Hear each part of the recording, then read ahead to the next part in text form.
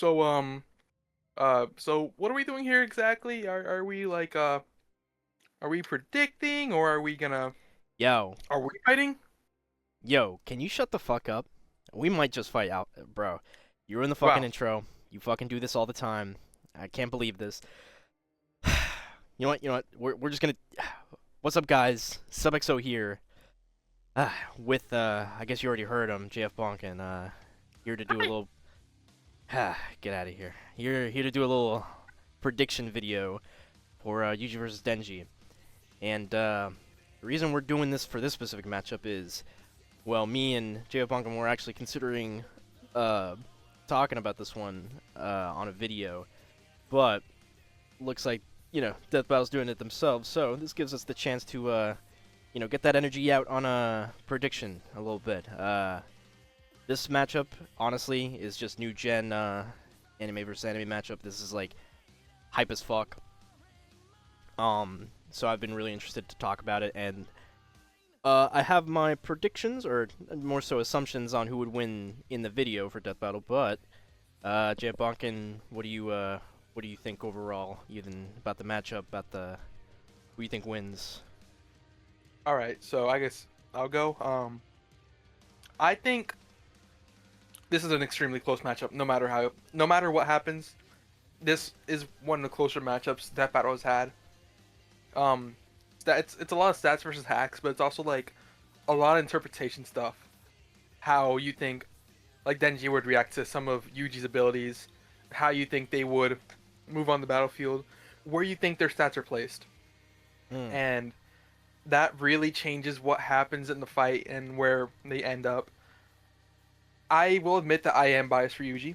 I am on his side, and I think that he wins, but I think that no matter who wins, this would be like you win 6 times out of 10 type fight where even it's extreme difficulty. Yuji only wins like 6 out of 10 times, and Denji would win the other four. I think we'll get into it, but Yuji just has like very specific counters and abilities that Denji doesn't have direct answers to. And it's kind of the same way the other way around, you know? For context for the audience, I've also only watched Chainsaw Man. I believe you've only watched JJK. We've done a bit of our own research on what is placed where, and mostly looking at other docs, including the G1 blog.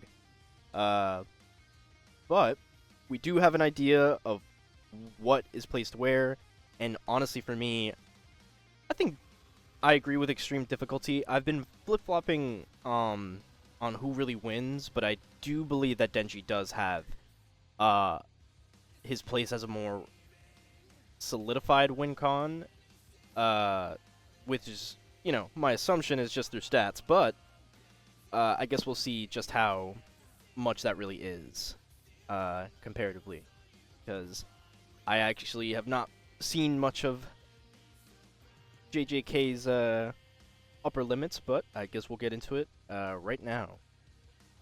One last thing I want to mention actually. This is the second time Death Battle has gotten to a JJK and Chainsaw Man matchup for us. Uh, I think I mentioned it before on the channel. We used to have like a debate server for our friends where we would research matchups and then like present it to them and argue who would win and then have them vote who would win. And we were planning on doing Gojo versus Makima for a minute. And I'm telling you, they got to Gojo versus Makima before us. Like they literally got it like right before we were thinking about doing it. And we're like, well shit, we can't really do it as a matchup anymore. Let's just rush it out and see if we can predict who wins. And it was really cool because some of the arguments that we had during that debate actually showed up in the episode. Yeah, so I don't know. It's just gonna be one of those fun things where we get to see what they take from our discussion, I guess, and see what is applicable. Because I actually have no clue what they're gonna do about it. But again, I have my assumptions. So, yeah, Bong, and you ready to get into this? Oh, I'm ready. Where do you want to begin? You want to begin with strength, speed, Let's like kind go. of tertiary? I say, let's go with let's go with tertiary. Let's go. Let's talk about experience and skill. Who are these guys at the end of the day? Yeah. Well, I'll go first. Yuji, he's a sorcerer.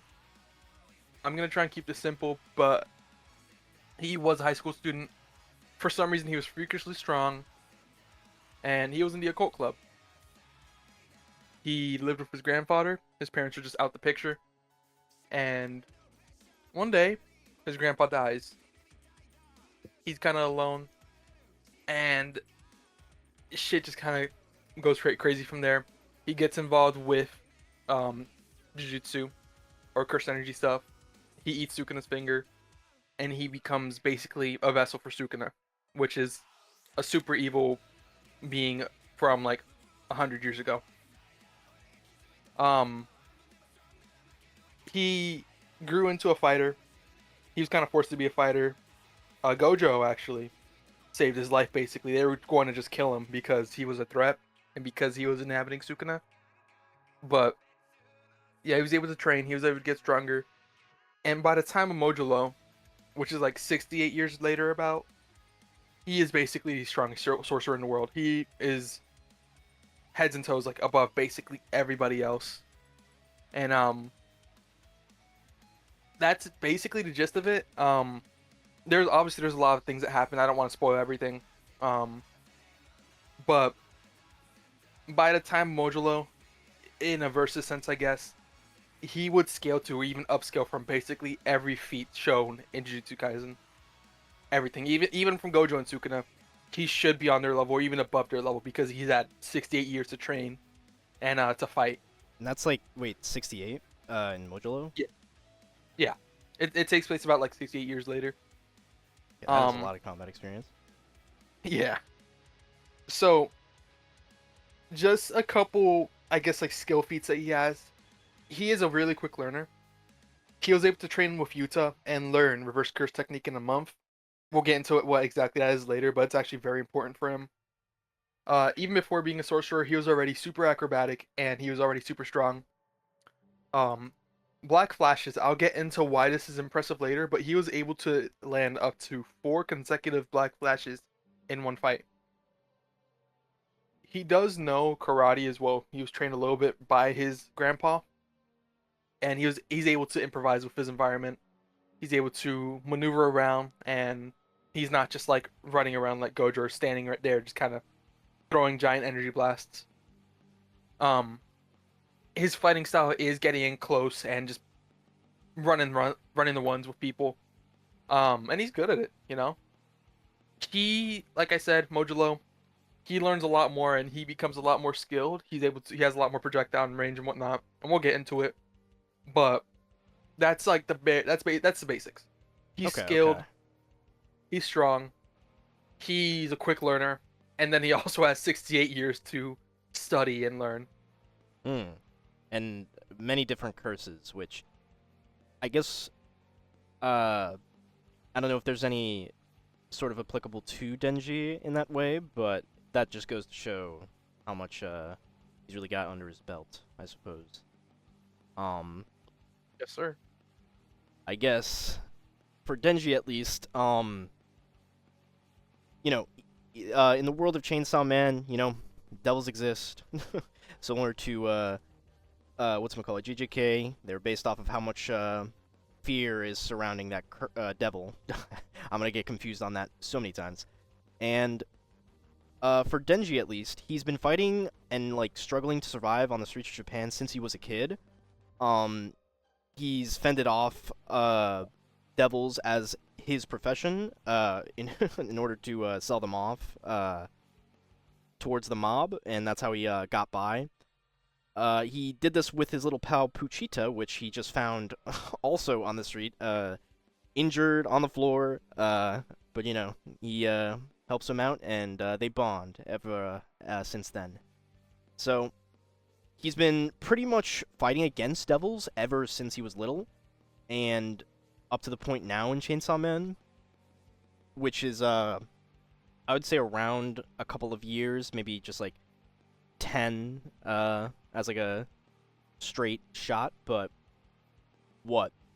At least for skills and mindset, Denji goes into most of his fights with some batshit crazy, almost just insane levels of like working his way around issues. Some of the best examples throughout the story are uh, him fighting against the Eternity Devil and realizing that he at minimum feels pain, so he chooses to jump into the devil and just fight and torture this man for 3 days straight in order for him to just give up and spit them back out. God Or damn. uh setting I think he oh yeah, setting himself on fire to counter Santa Claus uh because he heals in darkness and or she heals in darkness. And shit like that where it's like the kind of stuff where no real enemy would expect this just like off rip because it's just so stupid and insane. So he's very much of a surprise kind of a attacker. He's more so he works around people's like weaknesses in this very unique sort of way that you wouldn't expect. And this is shown a lot of times mostly through fighting with people that are definitely smarter than him, like Makima, Yoru, banking on the fact that Makima doesn't even care about Denji. She only cares about his heart, which worked, and he got a surprise attack off of her like that. And as one more tidbit for experience, he also was trained under Kishibe, and defeats opponents who are way stronger than him. That training with him has helped him use his wittiness in towards fighting other people. One last example is with Katana Man. In the beginning, he tricks him into thinking that he's gonna attack him with his head, and then surprise attacks him with chainsaws out of his fucking legs, which wasn't even shown before. Or his chains being broken and using the chainsaw whips as weapons. It's very, very weird. But as one last thing, devils within the world of Chainsaw Man have existed forever, as we can assume. And at least they're tied to the fear around a concept. So we see this all the time in the beginning, like the Tomato Devil, which are very weak, or stuff like the Gun Devil, which people fear a lot, is very strong. Puchita, if we take this concept thing literally, the chainsaw was invented around like 200 years ago, so due to combat experience, we can assume since Puchita as well, when they joined together to become one, he has been around for at least a few hundred years, tied around his belt, which is mostly just fighting other devils, and we'll get into the craziness of Puchita fighting other devils and what he can do, but he as well has been just tearing it up through hell, to the point where he is literally known as the devil that other devils fear. And he's just a stupid little guy. Again, it has not been explained why he can do the things he does, but he is, a lovable little guy. I love that guy. Look at his model. So that's mostly Denji's side of things, but that's at least his experience. I think with this category, at least skill and experience, are we willing to agree that in terms of like hand to hand, it's probably just Yuji? Like if we're talking just like actual technique, skill, it's probably Yuji. Yeah. In terms of technique and skill, yeah, it goes to Yuji, but kind of like you were talking about, I think Denji could probably do things that would catch him off guard. Because he's just so stupid.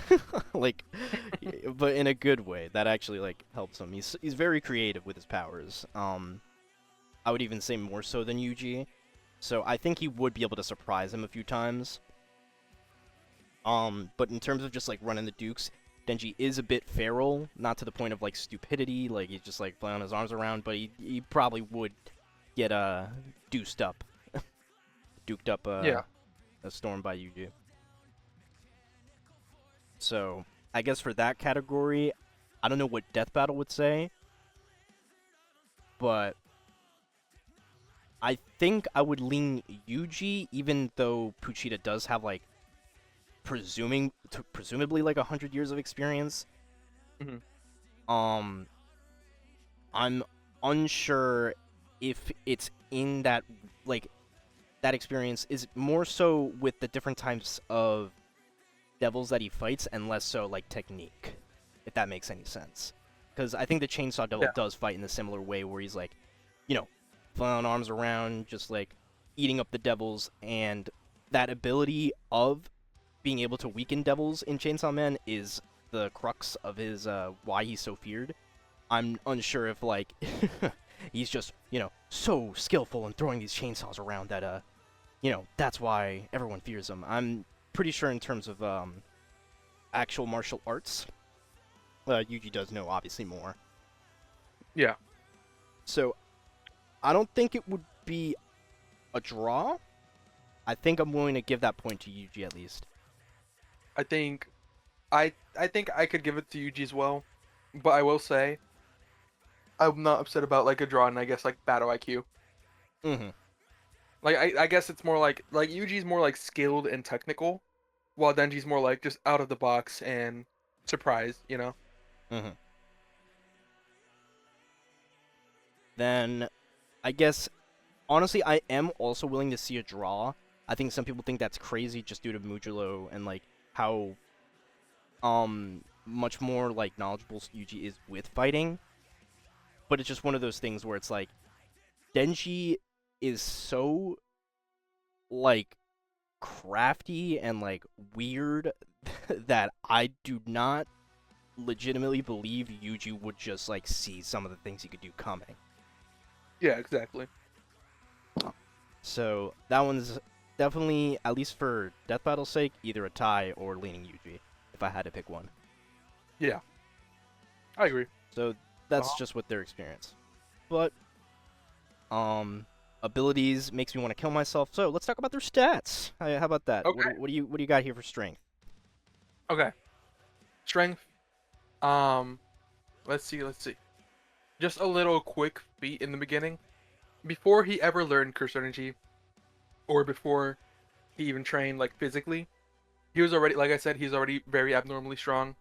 He was able to pick up a steel ball and pretty much just casually like toss it and beat like a world record. Mm. Like just as a high schooler with no like knowledge of burst energy or anything. Once being trained and getting stronger, he can do things like creating massive shockwaves with just kicks. He can, in Modulo, he's able to knock people around like a ping pong ball with a single strike. There is a feat in Modulo where he shoots a dismantle and it creates a giant puff of smoke. It's calced to about mountain level. This feat is a little contentious. Some people don't really buy it because Mm. it could just be like smoke from the from the cursed spirits he's killing. But if you do buy it, it calcs about 382 megatons. That's like the biggest direct feat that he has, that I could find at least. But he does have a lot of scaling. He scales. He, like I said earlier, he should at least scale to Gojo, Sukuna, Yuta, bait all the top tiers in terms of just power and durability. Um, he has a lot of talent level feats, some sea level feats here and there. I'm not gonna go through all of them. I will just mention like one or two. Gojo, he could destroy a forest, just with one hollow purple, and the calcs are there. It's in the maxes 7.9 kilotons. Um, and Gojo also has a feat of being stated to be able to power a whole nation with just his own cursed energy. The calc gets to 94 megatons. Um, and then one more from Gojo. He shot a hollow purple at Sukuna. That destroyed a lot of Shinjuku, killed Maruhaga, and it gets calced to 478 or kilotons. And Mm. by the way, Sukuna survived that. He did take some damage, but he did survive, so That would also be durability. Just a little freebie for you. Moving on from that, let's go to Sukuna and his city level feat. He used Fuga on, I believe it was Maharaga. Yeah, it was Maharaga or Jogo. I don't. For honestly, it's been a minute since I watched the show, but he used it city level on both low end and high end, max of 20 megatons. Pretty good feat. Last strength feat I will mention is Dabura in Modulo. Some people may disagree with this kind of scaling because he doesn't really directly see what he does or what happens. He doesn't really react to it, or he's not there for it. But since he is the peak of Jujutsu, it's kind of like a Gojo situation where if someone else could do it, Yuji could probably do it too, pretty easily. Um, and what Dabura does is he starts moving at the speed of light, and I'll get to the calc for that when we get to speed. And he's able to kick Maruhaga and just do a ton of damage. The low ends are more in the town level. I wish I had the calcs here, but trust me. But it could get up to island level. Now there are some other feats for Jujutsu Kaisen that could kind of get to island level. I think it's a little contentious. I think it's a little weird. I don't fully agree with it, honestly. I think if you ask me where I put Yuji in Modulo, I would put him mountain level. Maybe mountain level plus, or large mountain level, but I think that's a fair assessment of his abilities compared to the other characters in the verse. And that's due to kinetic energy of the like what Dabura does. Yeah. Towards like moving at that speed. Yeah. Okay. I'm just wondering how he does the feat. He also does just kick, and it's a large explosion. Okay. And the size has been scaled to whatchamacallit? Is it this feat here that I'm looking at? Yeah. Okay, I see. And then there's also, like I said earlier, his own dismantle, which creates the puff smoke, which is 382 megatons. A little contentious, but if you want to note it down, at least as like a high end. Okay. So then mountain level to like town level within that range. Yeah, town to mountain level, somewhere in that range. I think city to mountain is where I'd probably put him, though. There? Okay. And I think that feat, especially with looking at even if you consider the puff cloud of just like when curses disperse, it's just like dust. It does show like the range that cursed energy can like expand and like hit to. Yeah. Which is again, that shot is crazy. It's like city wide. It's like pretty good shot, honestly. But okay, good to know. Then I just put this feat here as like a general like what's the limit here? Building up on that then for Denji. Building up a bit, he does obviously throughout Chainsaw Man fight multiple different devils. He explodes and gets slammed through hundreds of different buildings, crashes and crashes other devils into them. Even literally at the start of the series with the Bat Devil, he does get kicked into a building very heavily, and it's been shown that devils can just withstand that level of force, especially through consuming blood, which getting a bit higher here, jumping from building level. Large town to city level, even by Death Battle's standards.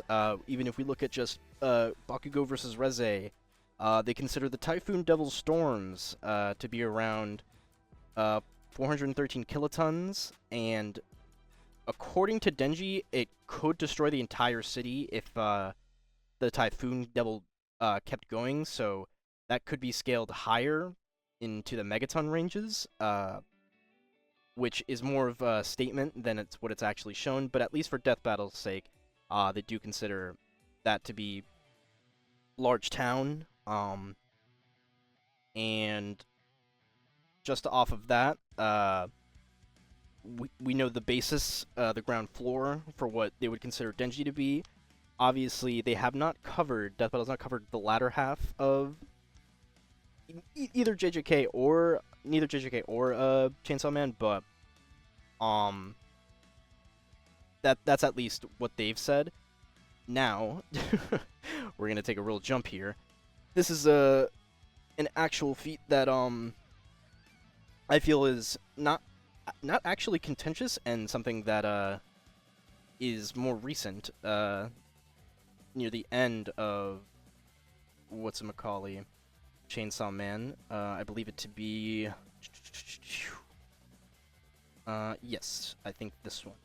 So we're gonna jump around here a bit, but in the end, if you're looking at my screen also, JFBonken, if you wanna watch along. Oh, yeah. I'm watching. So, right here we have Yoru summoning the Gun Devil towards Denji here, which crashes into him in the citywide destruction, which I believe gets calced to mountain level, especially with the range at which she sends the Gun Devil to and from. I believe I have the calc here. I think this is accepted into the mountain level ranges. There, she does multiple bangs at him at the same time, and I believe right here, yeah, the second bang is where it's considered to be around the mountain level range, a few megatons. Yeah, 100 megatons of TNT. And you could potentially get the feat much higher depending on the time frame, but these are manga panels at the end of the day, so it's all just assumptions. This time frame right here, if I click on the feat, I believe is a lot less likely. We'll get into speed when we get into it, but it depends on the distance in which she sends the bang towards him, and it can get to like in the gigaton ranges, but that I don't really believe, because it's just dependent on how much the attack comes from, and it's not really displayed to be that like quick in my opinion, since she does take a moment to like, you know, set it up and then just say bang. But it is a pretty big explosion here. And in the world of Chainsaw Man, at least, Devils, especially at least Puchita, right? He's been shown to be like one of the top tiers, even though this is mostly due to an external ability that we will talk about later. But for that, I think it's fair to scale him to, you know, the primordial devils a little bit, and 100% the Four Horsemen, since he takes them on. This goes into if we scale him to the Gun Devil and what he manages to do, apparently in the past, in 1997. If we take a look here, this is shown to be just the Gun Devil within mere seconds and moments, just rampaging throughout Japan, and I think this right here is the second instance of the Gun Devil being summoned towards Makima, and just this crazy citywide gunfire being shot and destroying everything. And, you know, Makima is healing, obviously, just like takes this on. But if we look at the destruction that in which the Gun Devil causes this, and Makima does manage to take him down with the Pain Devil, I believe, if I remember correctly. Yes. I think this gets scaled to, yeah, large mountain level. Let me click on the feed right here. Yeah, I think this is just considering where he's displaced, and The high end for this feat is just dependent on like how fast he's shooting everything.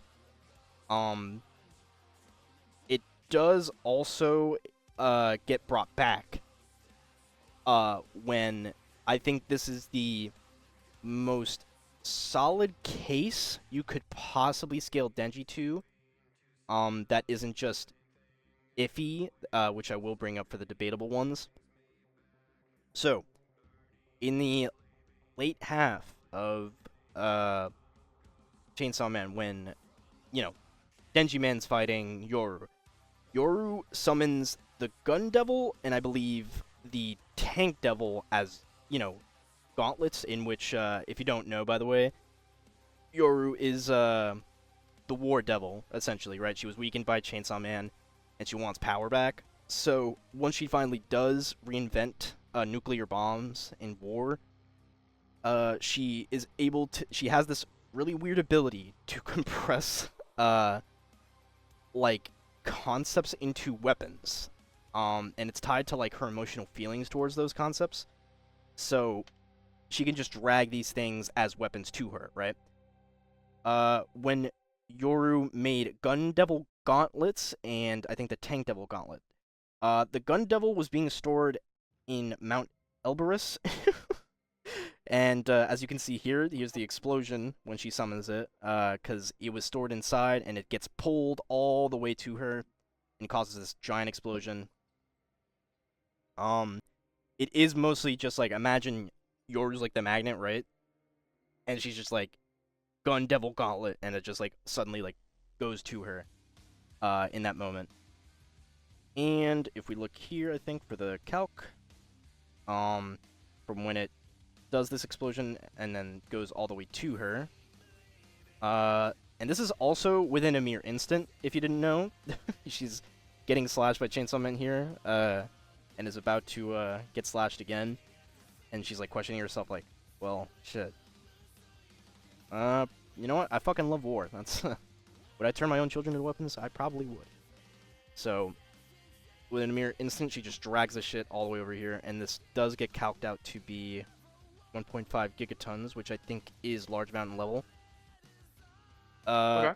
So I do think, substantially, if Death Battle considers, the explosions in which, other devils, can, like, summon shit and, like, destroy shit around them, especially the Gun Devil, Denji does sit within, like, large mountain to just mountain, similar to Yuji.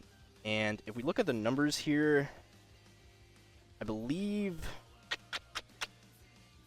yeah, the 4.13, I guess I'll just copy and paste this text here, but I think it is shown that Denji is surprisingly actually stronger than Yuji.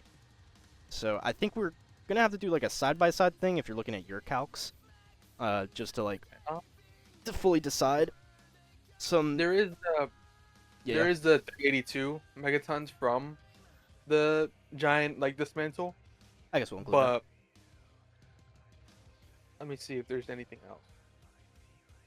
There is one feat I kind of omitted to mention just because I kind of don't believe it. Jogo's Max Meteor. He does a big explosion, a big earthquake. Let me see here, and it got calced to 128 megatons. The earthquake itself was 128 megatons to 1.7 teratons. Teratons, wow. Yeah, that would be small country level. I don't agree or believe in small country level Jujutsu Kaisen. I just don't, straight up. There's a reason I didn't like include like the black hole feat. I just don't believe it. Yeah, I wanna bounce off of that. Actually, I didn't mention these two island level feats for Denji. That, if you consider when the Falling Devil causes, I think the world to just like go upside down and crash into each other. I believe that gets calced out to possibly be large island level, but that's dependent on like an ability that's like, this is the weirdness with Chainsaw Man. it's like dependent on their abilities strength, and it doesn't really like actually scale to their AP. Like it's kind of Right. weird. And this is especially shown with one contentious feat that I will never bring up again. Yoru, with the fact that she's able to compress entire devils and like concepts into like little like weapons. She's in the story. She was able to turn Michigan and Oregon into swords and use them to attack whatchamacallit, Denji man. And you know, she's compressing whole states into this sword, which in and of itself is crazy for her because it is an ability that she can use. But in terms of fighting the Chainsaw Man, she never actually says like, "Oh, Chainsaw Man sword," and like compresses him, or all her swords never get shown to be like scaled to the AP that like the crushing of it is, because these the feat of the compressing Michigan and Oregon is island level, like it gets into the gigaton, hundreds of gigaton ranges. Uh, and while Denji does get slashed with the Oregon sword and like lives, I think it's been shown multiple times actually that Yoru herself can't necessarily like carry these like things. Like she struggles to hold up buildings, I believe. Um, and it's very weird. Towards like if she's punching and slashing him with this amount of strength. So I don't necessarily believe that it's actual one-to-one scale of like AP. Which I won't really Right. bring up again. So I'm more so, and I think you're saying the same thing. They sit within the mountain level ranges. I think it's just this is actually a category that I think that I was gonna get into the minutia of.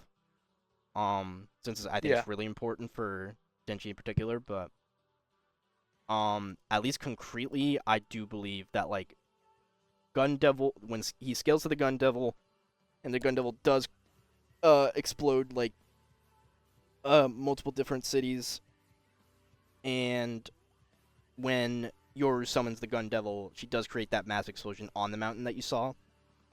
That is like 1.5 gigatons, which is insane. And I think it does manage to she does manage to summon and hit Denji with all this shit. Right. Okay. So I don't Oh, know who I'm leaning Denji towards this category.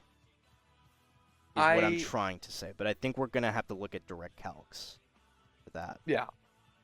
I think that I think Denji would have a slight advantage in strength. Um, It would be very slight, to be fair, because they do just both sit at mountain, but mm, it I think I kind of think his scale. calcs are just better. Honestly, that's what it comes down to. Like there are some big calcs for Yuji, but nothing where it's like it feels like this is concrete and it feels like this is accurate. You know. Mm. I will say the only real uh feat, if we don't like scale to anybody, is just like when he fights Yoru and gets shot by like the gun goddess.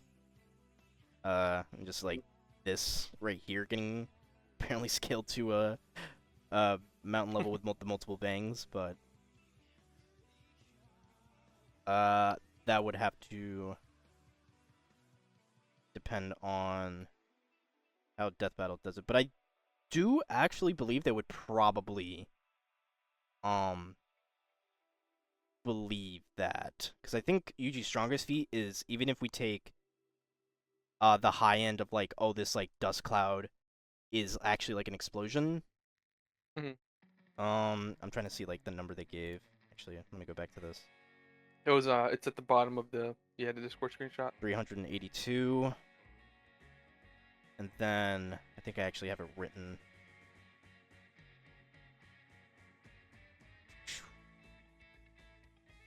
Okay, that scaling far exceeds actually everything besides this mountain when she summons the gun devil to her. Which that explosion does get caused by it being dragged. and then Yeah. suddenly getting like teleported within her hand as a gun gauntlet, and then like she fights with the gauntlet. Yeah. But I think that does scale. Okay. I can agree with that. I think that would give Denji like a what about like 3 times advantage in strength if we give it to him. Yeah, very minutiae. Yeah. Okay. So I'll write that part down, which is not that big, surprisingly. At least from what I thought, but Yeah. I think it's big enough to where it's like it'll matter, but it's not gonna be like the maker of the fight. You know, it's not like this is yeah. the reason why he wins, or the only reason why he wins at least. I think speed is gonna be a much better argument. Yeah, and can we just say, for the sake of ease of access, because I will say I mostly consider durability to be very similar. We'll obviously still talk about durability towards their like abilities and resistances. Yeah. At least like how cursed energy and how devil physiology like affects their durability, but I will say this does just scale to their durability, which unless you have a specific durability feat in terms of a difference, I guess we'll just bring that up when we bring that up. Yeah. But most of my arguments for that category is what I'm saying is just gonna be the same. Yeah. But okay, let's talk about speed. Everyone loves speed. Speed.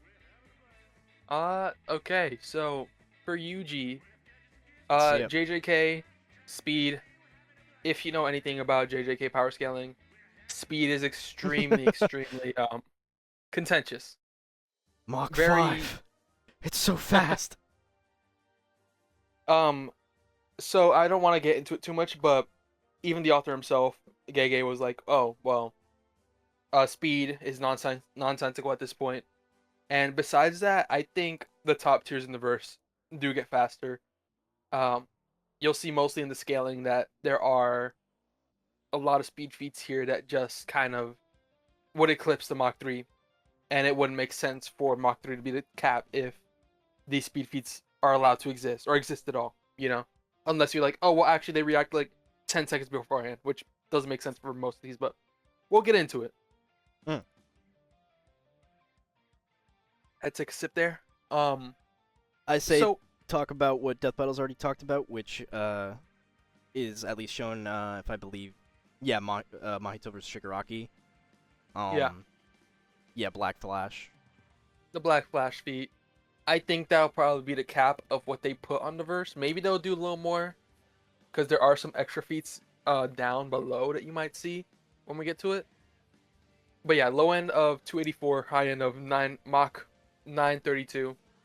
I think this is the most fair, I guess, for lack of a better word. This is the most fair and the most consistent for the top tiers in the verse. It just makes sense. Yeah, and Death Battle And has used Mach 932 for Mahito, so they probably, obviously, will just put that as like a they'll definitely base. give it to Yuji. I could see them going faster with Yuji, just because there's some other feats that I'll get to below that he would scale to if you believe in them, but they're a little contentious, and we'll see why soon. That would be the max speed for Yuji. There's obviously some more like Mach 3 stuff and some more like Mach 73 here, but they're not really what we're looking at. Scaling. A part of why the Mach 3 stuff for JJK doesn't make sense is Maki, before she even like gets super strong, is able to catch a bullet point blank. This would get up to Mach 21 in speed. If you think Mach 3 is the cap of the verse, it just doesn't make any sense. Yeah, I think It that just feat doesn't make itself sense. just shows off how fast they are, but you know, And, author and writing like in that's general. that's a Maki like way before she even gets close to like the Mach 3 speed stuff. That's like her like 10 times weaker, it feels like, you know. Um so Gojo, I'll get into it once I start talking about like hacks and abilities, but there's a moment in the manga where he basically like, yeah, you know, I there's something about Black Flash that I don't understand. It could be like temperature, it could be like humidity. Because if it was just timing Black Flashes, I would be able to do it like whenever I wanted to. Like it's not that hard for me to do. And to do a Black Flash, you need to be able to imbue your attack with cursed energy like in a microsecond like after it makes contact with the enemy, your Mm. punch, So so basically, yeah, he's just saying there's something about Black Flashes that I don't understand that makes them so inconsistent and so luck based. And since he's basically like, yes, I could land them whenever I wanted to, that gets up to Mach 2,915 at max, or Mach 888, which is, I think, like I said, Is that like scaling Mach, to like the application of like trying to do it within a microsecond, or how do you get that yeah, number? Oh, okay, so all right. yeah, trying to do it within a microsecond, it's from Mach 888 to almost 3,000. Um, I think the lower number makes more sense for like the feat I mentioned earlier. Mm. It's just more like supporting evidence, I guess. Next up, let's not do Sukuna yet. Let's just skip Sukuna for now. Yeah, yeah. Let's go to Dabura. Again, the kind of like light speed feat. He gets a sub relativistic. About 5 to 9% speed of light. Um, I would say for Yuji, I don't, I don't think anyone JJK gets to light speed. I'll just say that right now. Mm. I don't think this really shows the feat, but yeah, he's like moving. He's like, fuck, I'm trying to get closer and closer to speed of light, and it's like burning me and killing me, right? Mm. Mm. Um, what? I think if you want the very max you could put is like sub relativistic to relativistic for JJK, and that's only like the top tiers. Okay, okay. Um, so Sukuna, Let's hear more it. kind of stuff, more stuff kind of proving the like hypersonic arguments, and then you get to the EM waves and you get to Jacob's ladder. I think these are kind of bullshit, honestly. Talk about the Um, EM waves first. I want to know. That's like what everyone points to. yeah, basically, Kashimo is. I thought I put the calc there. I was honestly. Wait, is that the calc? No, it's not the calc. I thought I put the calc there. My bad. I think I was working on this basically for the past couple hours now. I'm going a little crazy here. But basically Kashimo, he can control all electricity, and he's even able to control EM waves. EM waves are light, or like light speed, right? It's like radio waves. Um, Sukuna dodges the EM waves, which could get faster than light, but I think the issue is that it's kind of like more aim dodging than like him actually like straight up seeing like light and then just being like, oh, okay, that's slow as hell. Let me just move, right? Mm. I would say, like, if you want to give him anything, the calc that I put there to 13% makes more sense. Um, and then there's Jacob's ladder, just a light beam that gets launched in Sukuna. He has plenty of time to react to it. I don't think 33% speed of light really works for him. Um, and then the dismantle, it comes from the same kind of scaling as he launches the dismantle, and it's calc to about 1.23 times faster than light. Um, I don't fully agree with that, but the feat's there if you want to use it. I think if you want to use it, it would only really count for projectile speed, though, not really like his fighting speed, you know? Would this Um, also count? I don't think JJK characters. Let me know if you agree with this. Could probably travel at that speed, but maybe no. react and like, I guess their attacks maybe. Well, their At attacks at most, least. Yeah, I could see the attacks shooting out as yeah. fast, but I think react, maybe attack, probably only like dismantle or like holo purple. Not really like the other attacks like a punch or like a piercing blood or something, you know? okay, okay. Um, But if we want to just like put a number on Yuji, I would say the one I think is most fair is the 13% speed of light, or like the most like reasonable upscale you can get to him.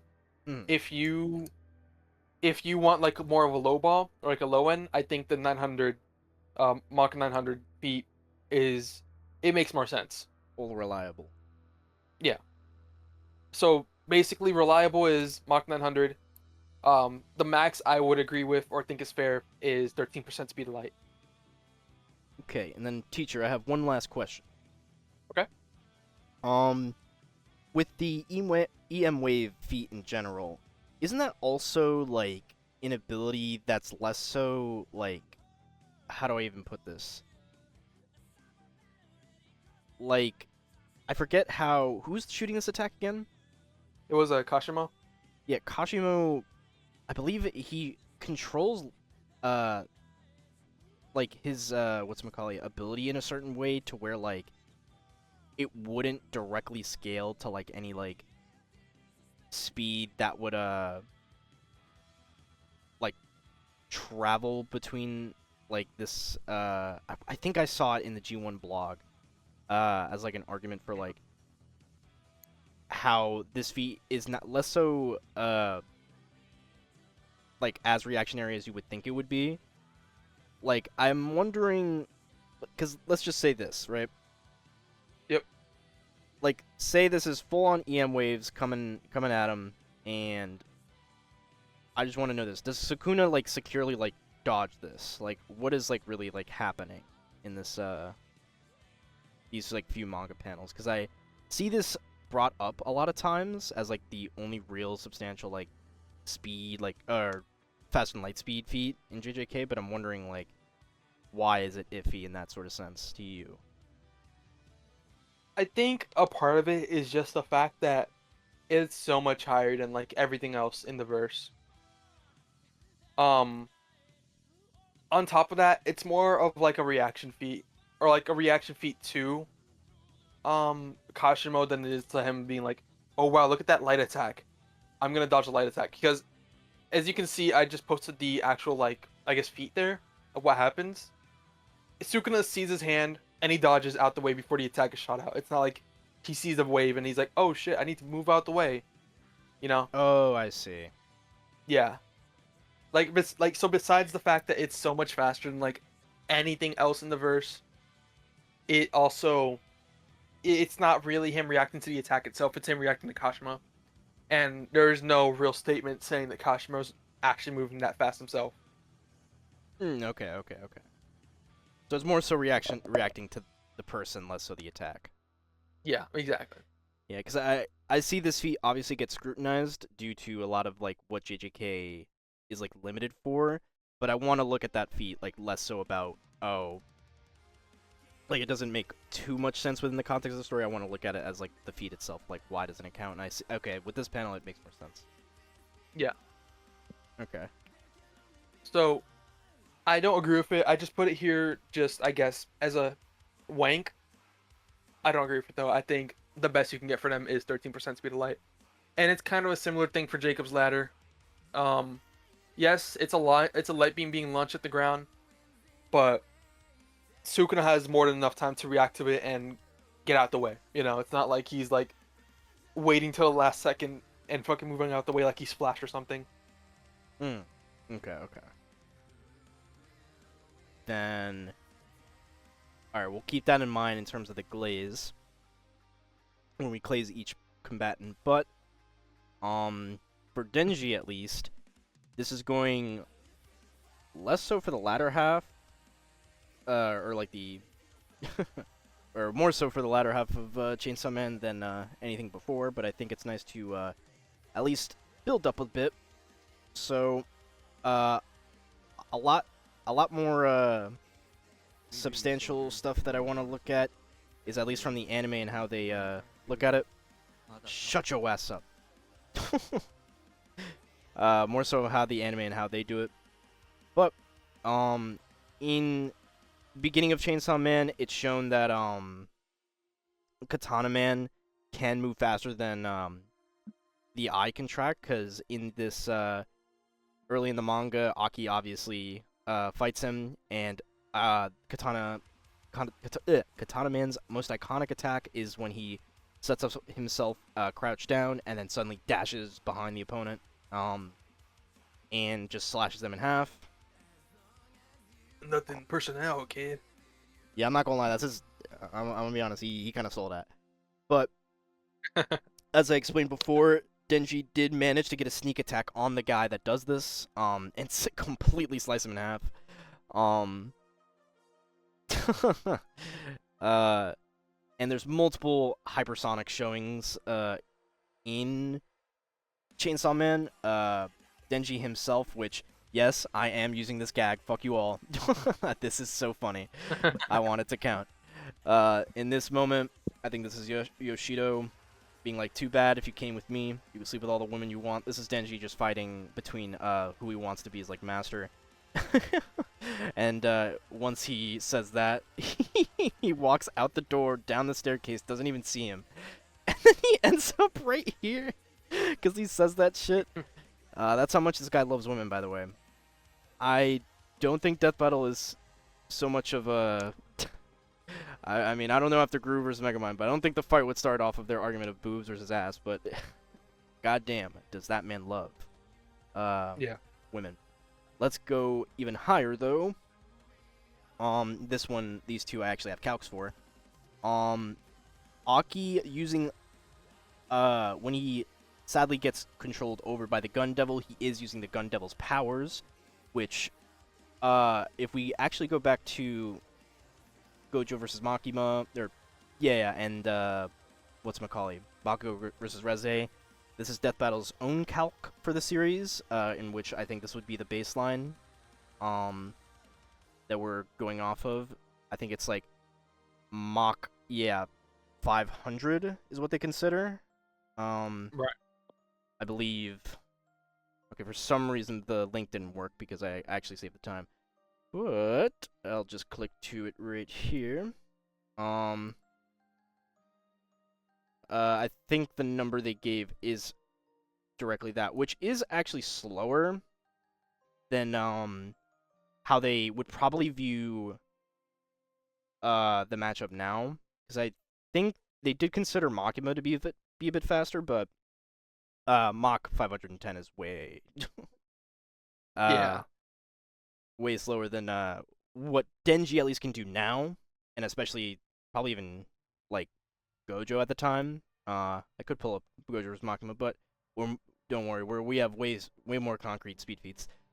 For at least Chainsaw Man, when Puchita's taken over, during him and Makima's fight, when Makima sends him into space, he is able to grab his heart and throw it down towards Earth, towards Makima, and like regenerate himself off of his heart to come back and just slam into him. So this gets calced out to be Mach 2,731, which is massively hypersonic. A bit faster than the microsecond feat, I believe. Yeah. Yeah, I think that's like Mach 2,100. Yeah.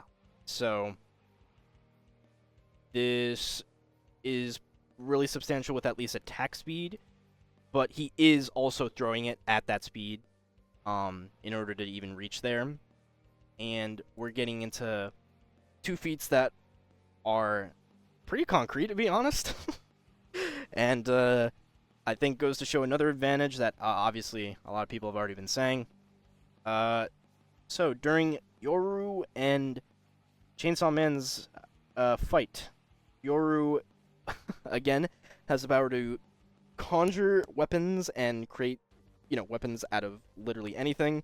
So during their fight, Yoru was literally like, alright, I got you. I'm going to turn the American flag into a spear, and takes the American flag that is posted up on the moon and sends the moon spear towards Denji, in which he promptly literally dodges out of the way and says, oh dang, almost got speared.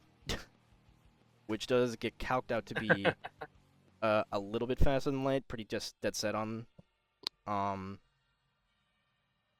dependent on the seconds, which is in a mere moment. I think this is relativistic. Yeah, getting into relativistic to a bit times faster than light, only like 0.26. In which, I mean, that one's at least the most clear-cut example of him being faster than light. The other example is actually when Yoru. Let me see the greater context to this feed, because again, I want to be sure I have all the panels. Oh right.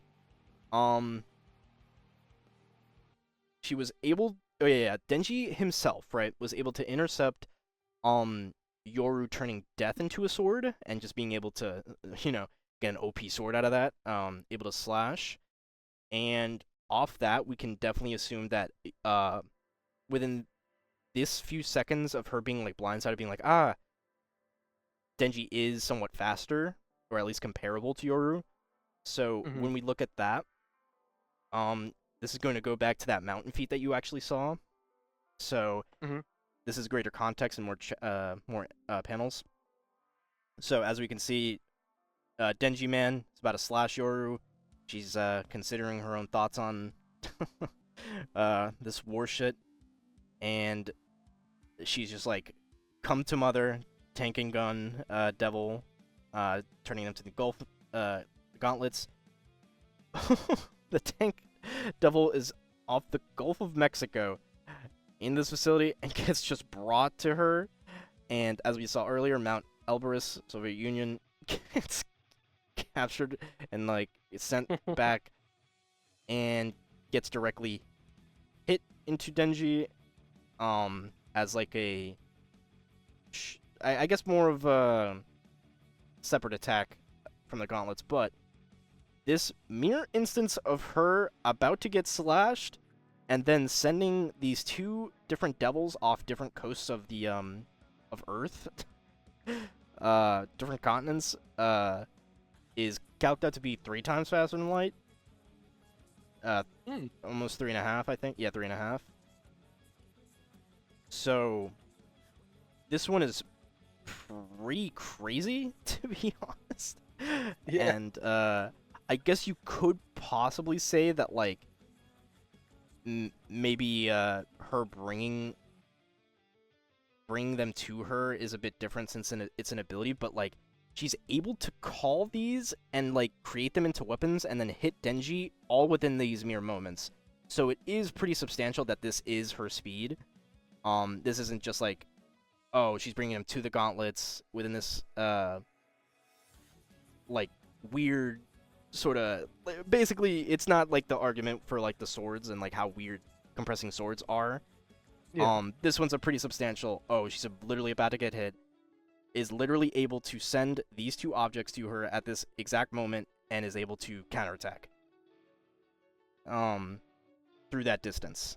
So yeah, that one two pretty substantial showings of like faster than light feats. And I think even if we legitimately consider the EM waves, that's just relativistic to like faster than light. That said, I think. Let me go check again. It was Wait, like no, let's see the I think highest view we can possibly have. Okay. the one that I agreed with most was like this one. I agreed that like the highest I could go was this one. So yeah, that's a good bit faster. That's a bit faster. Yeah. Where's this? Where are these numbers pulled from? I didn't actually see the calcs in there. I think it was. Let me see here. It was like a Google Doc actually. I just found it.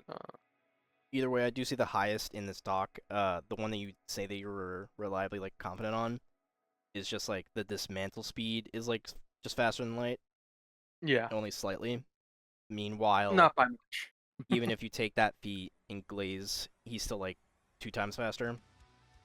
But I think we should choose the most reliable one, which is the relativistic feat, if that's what you're confident on. Yeah. Don't know what the exact numbers would be off the top of my head, but over 3 times faster. Oh, okay. Bare minimum. Over 3 times faster. Definitely a lot more though. If you take like the just radio waves equals this much. Yeah. Oh, okay. I guess we could say like 1 I guess we could say like 1.25 times faster than light dismantles, but it doesn't really matter.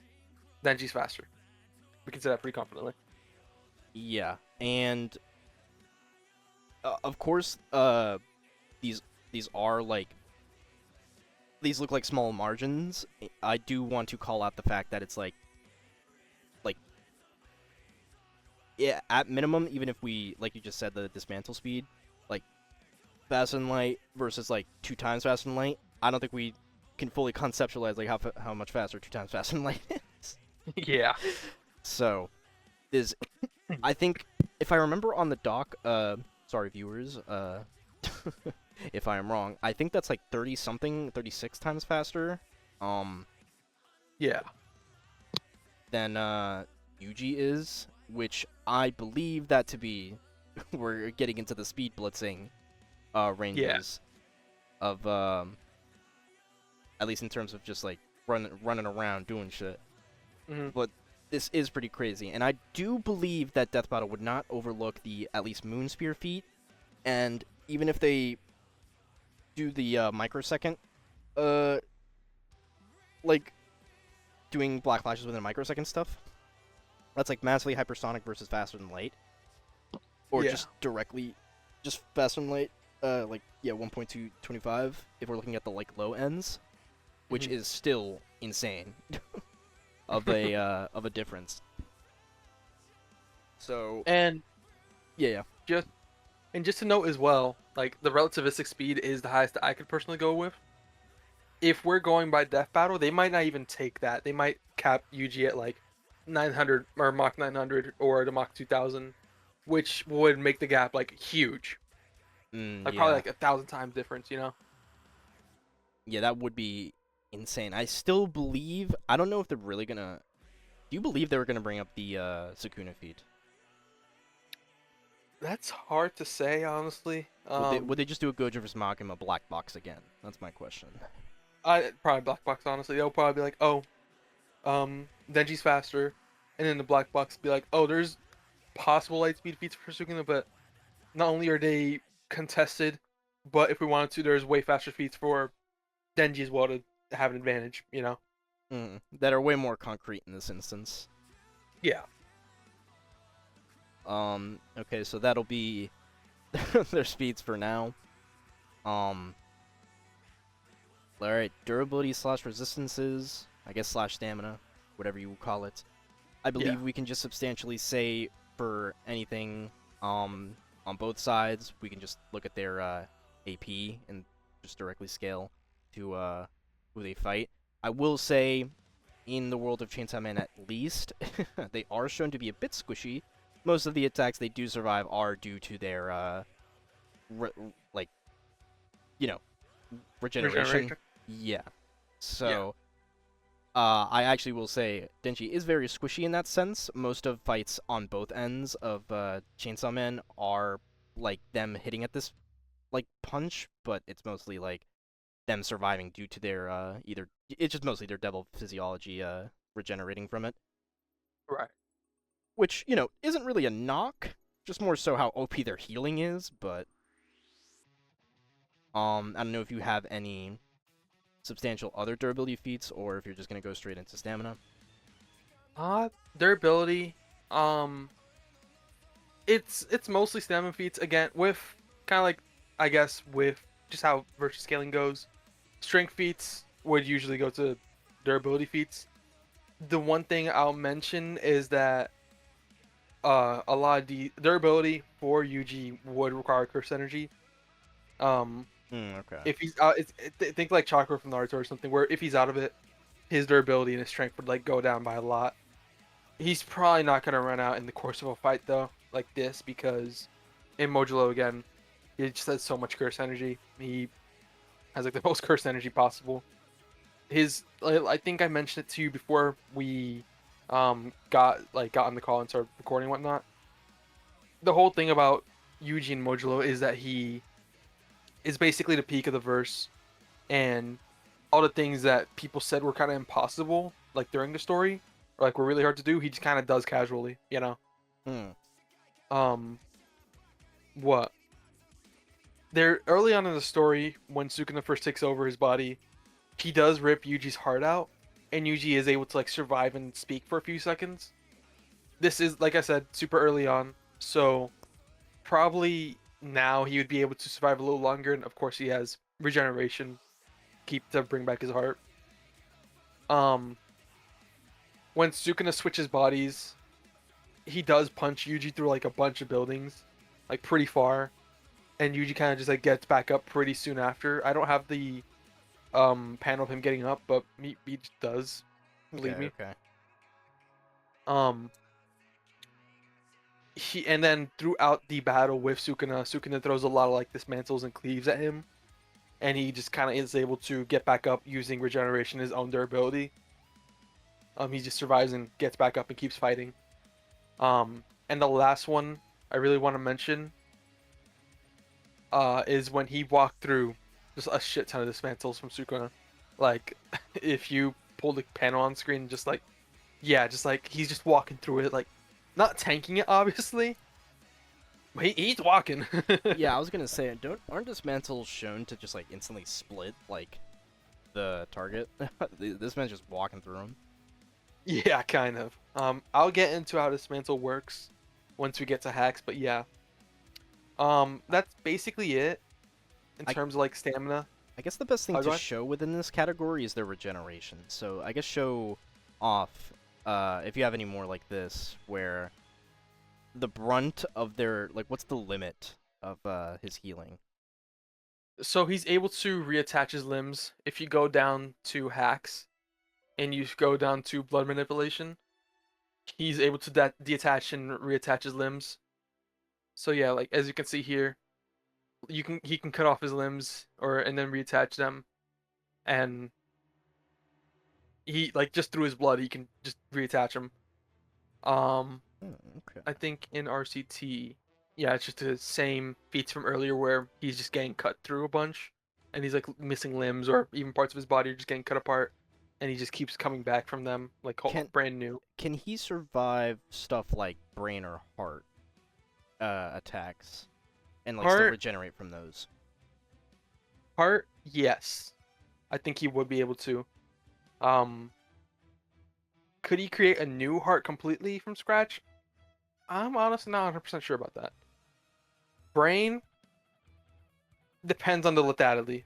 If you do any like major brain damage, it would definitely slow him down, like his healing and just his curse energy output in general. If you do any lethal brain damage, it could definitely kill him.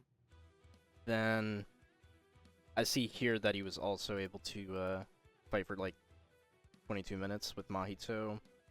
Yeah, this is way earlier on though, and this is him like still kind of growing and learning.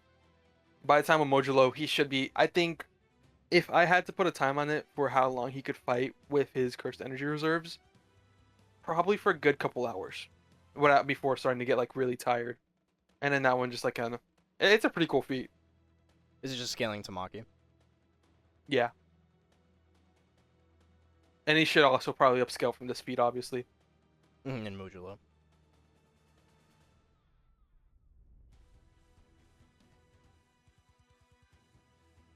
And Wow. I just want to say, I am. You'll see in the next shot, she just kind of walks it off completely fine. But what I think for his durability and his strength, obviously, he should upscale from pretty much any defeats I've shown. Mm. Pretty easily. But other than his own feat, obviously his own strength feat, um, his regeneration would keep him in the game and would keep him pretty good, so long as he has curse energy and he has a shit ton of curse energy to play with, so he'll be fine.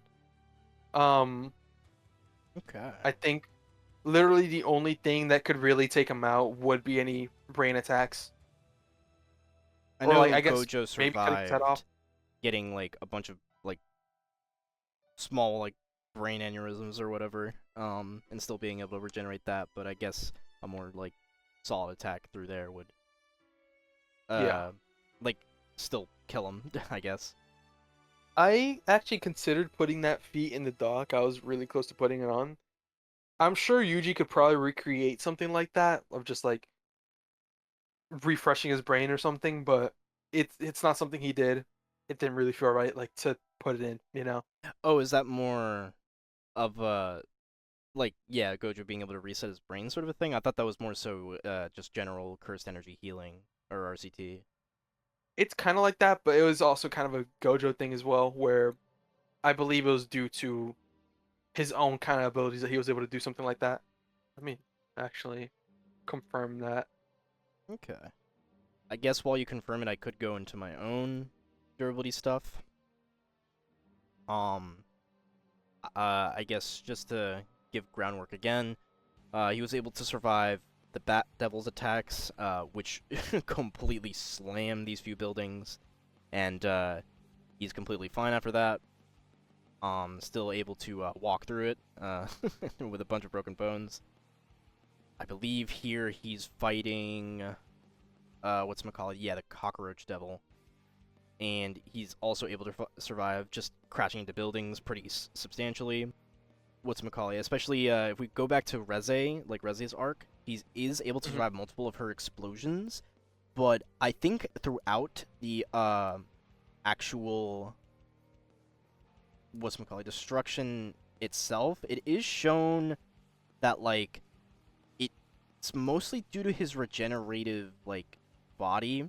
I am actually willing to like give this point to Yuji because especially with the Maki feat that I just saw, most of I don't know if that was a healing feat, but most of the reason why Chainsaw Man characters even live, most of their attacks is Hmm. off their regenerative bodies and less so about their bodies can just withstand this strength and like bounce off. Um they just survive these feats through getting hit with all this power slicing off their arms. This is you can see this many a time in Chainsaw Man where they're just all this gore, um, getting hit into space, fighting all these different devils, and most of the big attacks are just survive off of their regenerative stuff. At least for Denji, as I explained before with stamina, he is able to pretty much just fight as long as he needs to with when he just has blood. It is just reliant on blood itself. Doesn't matter what kind of blood it is, whether it's weird devil's blood, human blood, um, pretty much any blood really. uh, he can just come back in that sense, and it's shown in at the end of the Reze movie. Um, if we're looking at death battles consideration, uh, they do consider just Chainsaw Man characters to just go on as long as they like need to if they just have that resource.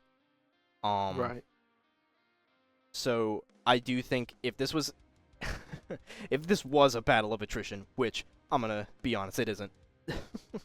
Denji could go on longer, but that is dependent on the reserves that they have, and they do survive these crazy things, especially Denji Man. It still scales to their their AP still scales to their durability, but I'm not gonna hold you. I think it's way more like let me know if you agree with this. It's way more reliable to say that Yuji would survive the things that he like does just off of his body unless it was healing. Yeah. Um, but that's just my opinion of it. I agree. Uh, I do think Chainsaw Man's healing is better. Would you agree with that or no? You think it's I because I'm not going to lie to you. The reason why I brought up uh the reason for the brain or heart situation, Deji's heart is Puchita, and it is a very very important thing of his in which you saw the feat of the speed feat, him throwing his heart down. Mhm.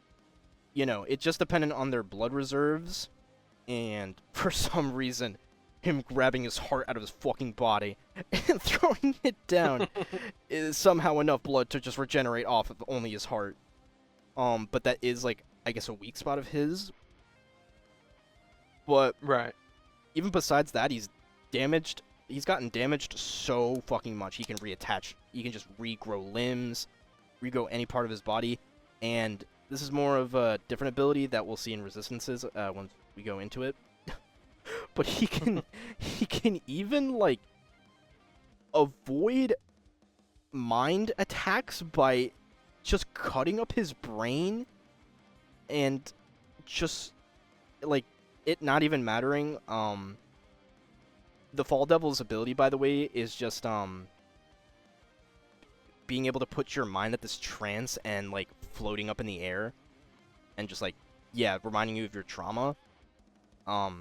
You know, falling off that in a sense. And once Denji realizes this, he's just like, oh, okay. And then the Falling Devil's, like, confused as fuck. I fight devils that use mental attacks by cutting up my brain as a rule. This is another example of just, like, Denji being intelligent by, like, being mentally insane. Like, who thinks of this stuff? But yeah, he can regenerate, like, his brain being crushed. Like, it doesn't matter as long as his heart's intact and he has blood in his system. He's going back up. I would say if we're going to get down to the specifics of the regeneration, I think Denji is more complete and more strong, or more powerful. I'm like thinking of how to phrase this. But without Yuji's trying to- durability is, like, stronger. Yeah. It's and like you kind of have written there, it's reliant on curse energy, but he's probably not gonna run out of curse energy in the middle of the fight, you know. Mm-hmm. Stronger. Stronger. I'll just write stamina and healing OP. Next stuff. What was next? Oh God. Do you think we have any resistances that are important to this fight? Because I will say, Denji has a lot, and it's mostly just, like, ignoring other Devil's concepts, like transmutation, mind control, as you just saw, stuff like that. I only have 2. Okay, let me see here. I'm not too sure of what hacks that Denji really has. The only thing I would want to know, and I'll make another note of it later, is that foreign intrusions, you can't, like, spawn something in his body because the body is a domain in Jujutsu Kaisen. You'd have to, like, pierce the skin, or yeah, you'd have to just break the skin to actually, like, put anything in his body. What willpower manipulation? You can't really manipulate his willpower, at least not immediately.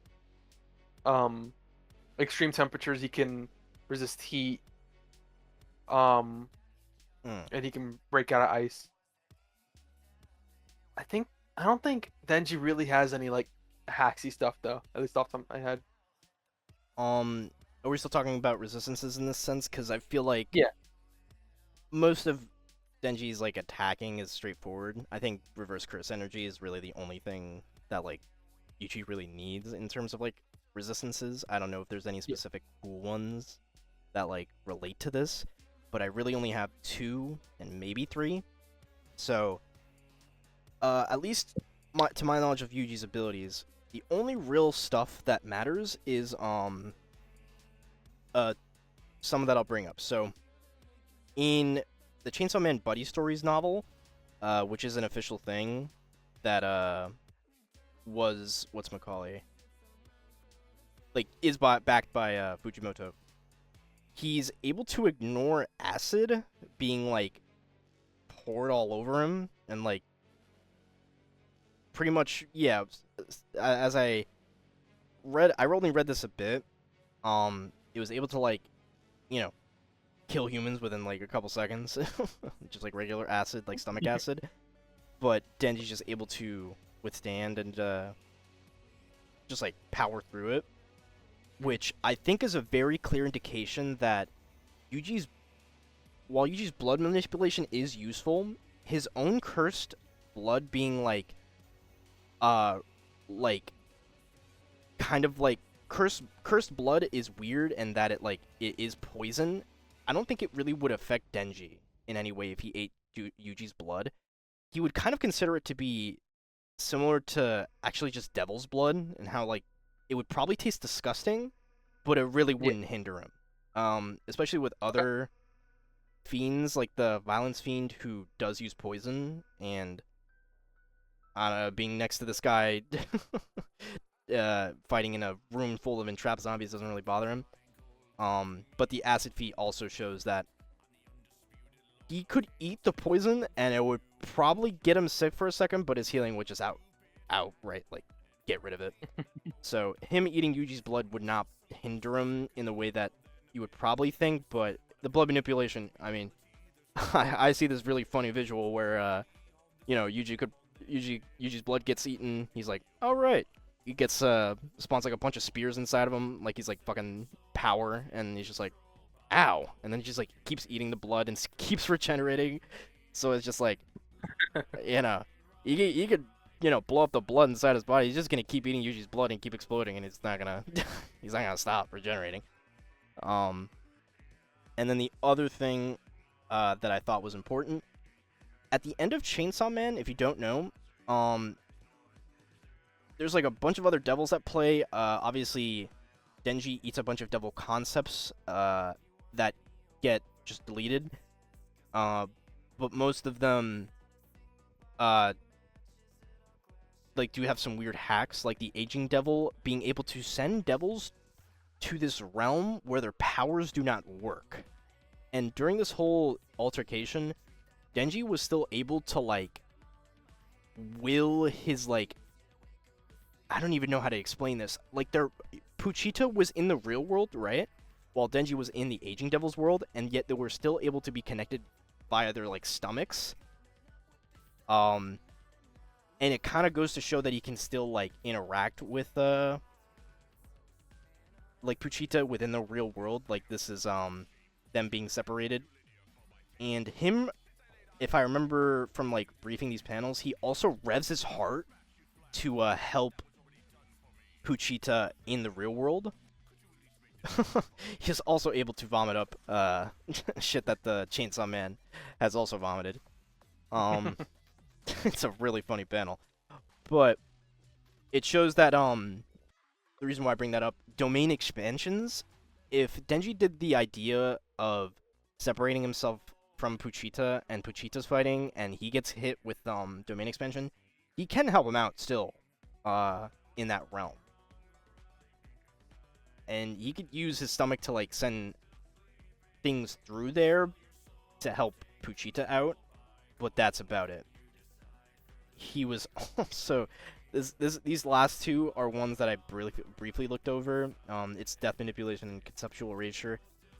This was just off of him eating the Death Devil, and then the Death Devil just got deleted.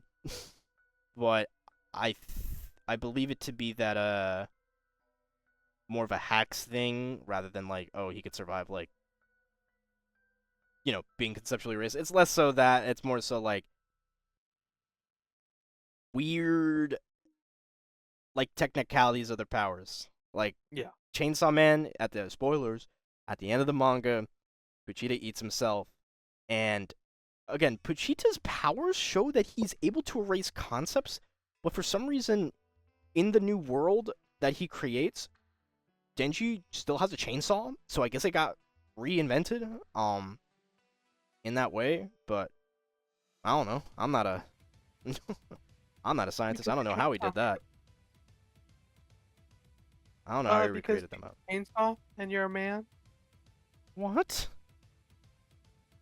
But the only note that I'll really put, I don't think the domain expansion thing would come into play too much, but I do think the blood manipulation wouldn't do anything.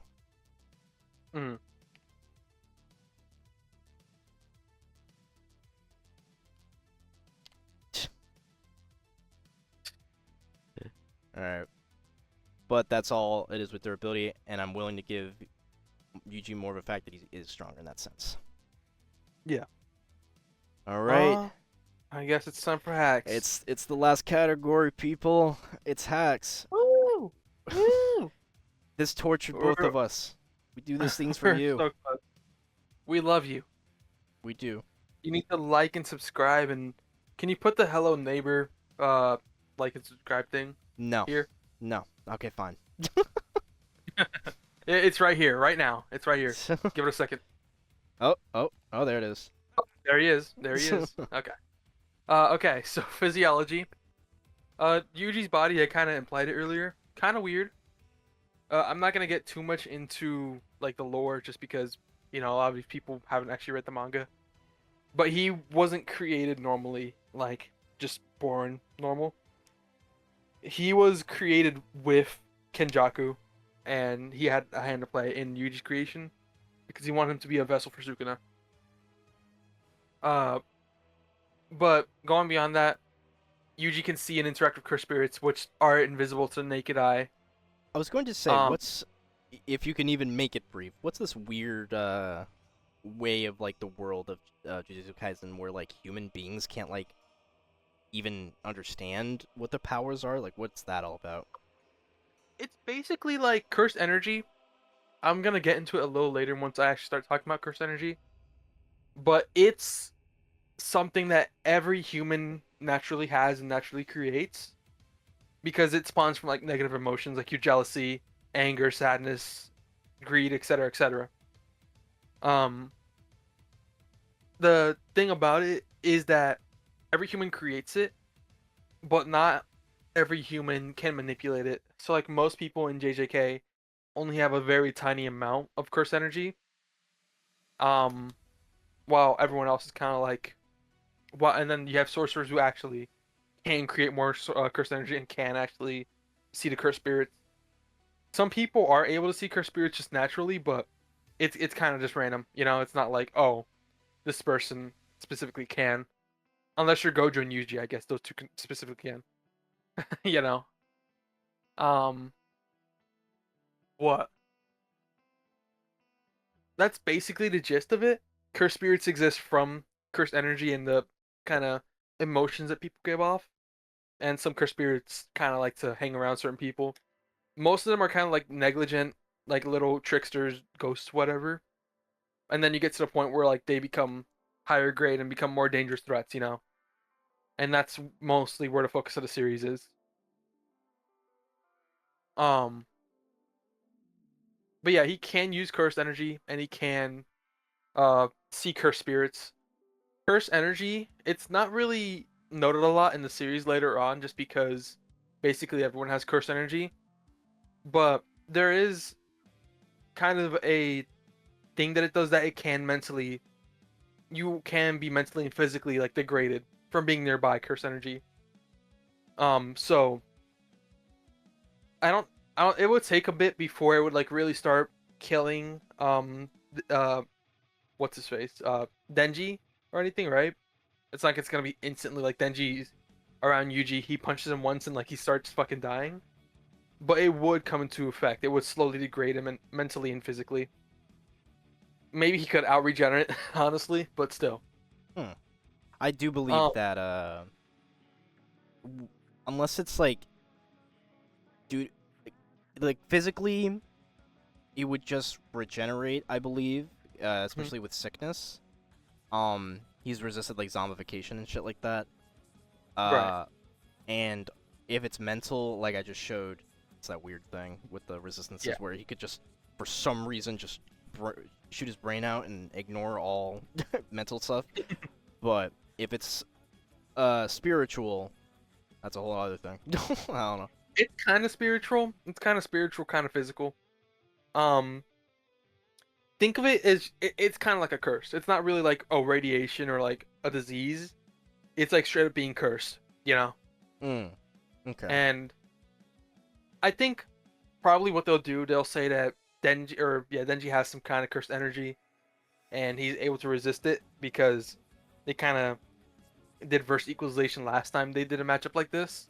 So I think they'll just say that it won't come into play, but if it does, that would kind of help. Moving on, I mentioned it earlier. The soul and body are one and the same. Um, any damage directly to the soul will affect the body. It doesn't really go the other way around though, where if you attack the body, it'll affect the soul. And you can't spawn any items or any attacks like inside the body. You'd have to pierce the skin, to actually like put something inside someone else.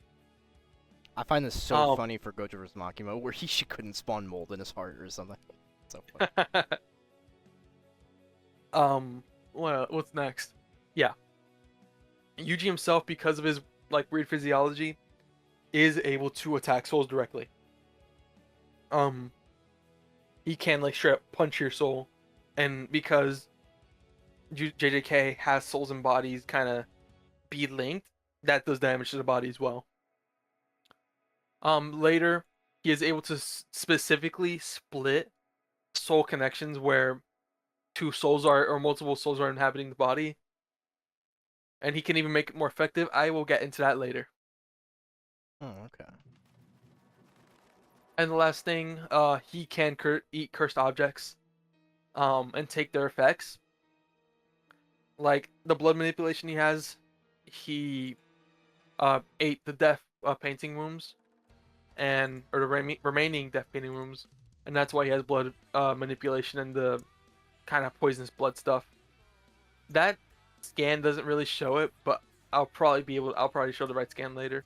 Moving on, binding vows. This isn't curse energy related particularly, but it's something that Yuji could use in a fight. It's basically like a self-imposed pledge or like a contract. Well, it doesn't have to be self-imposed, but yeah, where you basically it's equivalent exchange. You give something up in return for something else. Usually just stronger attacks or more specific if you're trying to do something more specific. It can be done unconsciously. Miwa, who's kind of a bum in the series, she's a fraud. Basic, she basically says, "Oh, I will never swing a sword again or a katana again for this next attack to be at its maximum output or maximum power." Um, and she can never swing a katana again, so that she doesn't break the contract. Um, Usually a binding vow, it comes from revealing your hand to your enemy, which is basically just telling them how your ability works, and from doing that, your ability will get stronger. Now, you don't have to get into the specifics of how your ability works. You can just say, "Oh, well, I can cut you. I can cut you without even have to touch you, with like this mantle or whatever." And that would be all he has to say for it to actually activate. And he can use that to kind of like mislead you or make you think something different. Like, oh, he only has to touch me to cut me, and then boom, he uses like cleave or something. Mm. Um, Yuji himself did make a binding vow later into the series, uh, to basically shorten the range of his dismantle, but have it be more effective at splitting souls. So whenever he punches, it's better at basically attacking the soul. But by the time of Modulo, his dismantles kind of go back to normal long range again. So it's not like a permanent contract. But still being strong, like as strong. Yeah. It's still a crazy attack ability. This range is Um. crazy. So yeah, I last thing I want to mention about it is that you can make a binding vow with yourself or for yourself, a pledge, and if it just shorten the range of my attack, but make it more effective. If you break it, the only thing you'll lose is the boost. But if you make a binding vow with another party, like another person, and you break it, there are very bad consequences. The story never really goes into what the consequences are, but it's enough to where characters like Kenjaku are like, "Yo, I don't really want to mess with that. Don't break the vow." Right? Mm. Um, Okay. I don't think that wouldn't really come into the effect in this fight. I think at most Yuji would just make a binding vow with himself to, Yet like, again do again, like to a make his short. dismantle or something to be stronger. Yeah, but it's something to consider, I guess. Um, cursed energy. It's something that every person has. Everyone has at least a little bit, and it comes from negative emotions. But only certain characters, sorcerers, are able to actually utilize it at all. Um, it can be used to survive different kinds of attacks and like increase your durability or strength. And it can be used to do curse techniques. The first curse technique I want to go over is Divergent Fist. This is Yuji's like first big attack that he really like learns and uses in the series. It's basically because Yuji in the beginning was so strong and so fast, he would move faster than his cursed energy would go, and he would land a punch on you, and then his cursed energy would follow up. So it's basically like landing two strikes on a fighter. Um, he'll punch you, and then a couple seconds later or a second later, you'll get like a big wave of cursed energy to hit you, and he uses it to like mainly throw characters off balance, um, and kind of catch them off guard, you know. Um, Black Flash, it's a bigger ability. I kind of mentioned it a little bit earlier. Basically, it's a luck-based ability that I don't want to say this that increases the power of your attack of your strike. Mm. The way you land it, is by imbuing your fist with cursed energy. Right at the moment of the strike, or like right after the moment. It's a weird timing thing. Um, and it's not that simple. Kind of like what I talked about earlier over speed. Gojo would have the reaction time and the speed to be able to land it whenever he wants, but he thinks there's something else that needs to be done, like whether it be temperature or humidity or I guess the right mindset. Just he's not sure. Because he's not able to land it consistently. It's luck based for basically everybody, you know. Okay. But when you do land a Black Flash, you get 120% of your output or potential. Kind of just means you get a 20% boost basically, in layman's terms. Um, and when you're landing them more consistently, you kind of go into a zone state where you start fighting more efficiently, and your cursed energy, you're able to use it almost as simply as you are able to breathe, you know. And then landing two or more Black Flashes is able to restore your reserves of like RCT or curse energy, so you can heal more and stay in the fight more. Now Yuji, kind of like what I was mentioning, it seems like he's able to do Black Flashes on command. They never really confirm if he's actually like doing it on command or if it's just him being like really like with the sauce, really good with the sauce. I mean, he is But shown to be like the Black Flash King. I can't lie. yeah, Like, how many he did he landed do it in like a row? four in a row, and that was like pretty soon after he first learned about it. So, you know, Isn't his maximum like 7? I think it was seven, yeah, 7 or 8. I think it was against Sukuna. Oh, yeah. And he does go on to kind of, as you can see, seem to land them on command, or at least be really good at knowing when to land them or when they're gonna land. You know, um, I don't want to say for sure that he can do them on command, but you saw the scan. It's there.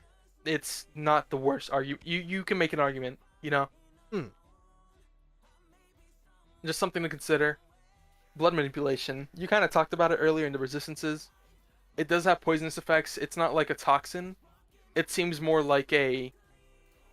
It seems more to be like a kind of venom that debilitates you and makes you weaker and kind of gives you some kind of sickness. You know. There's that scan, and then there's a scan from, or I guess this clip from the show, where I don't know why it's resetting my YouTube, but it basically Kozo is able to toss it over to Naoya, and it basically immediately like knocks him down to the floor.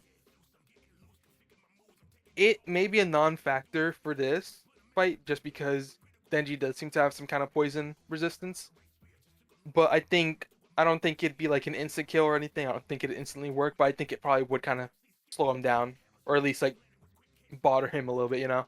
Mm. Um, and then he can also use it to create to do a bunch of things. He can create weapons, he can create armor, he can throw blood at you and then like harden it after throwing it to basically restrict your movement.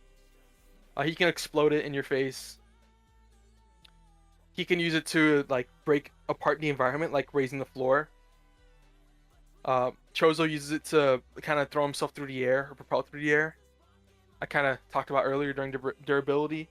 It can be used to detach and reattach your limbs in a fight.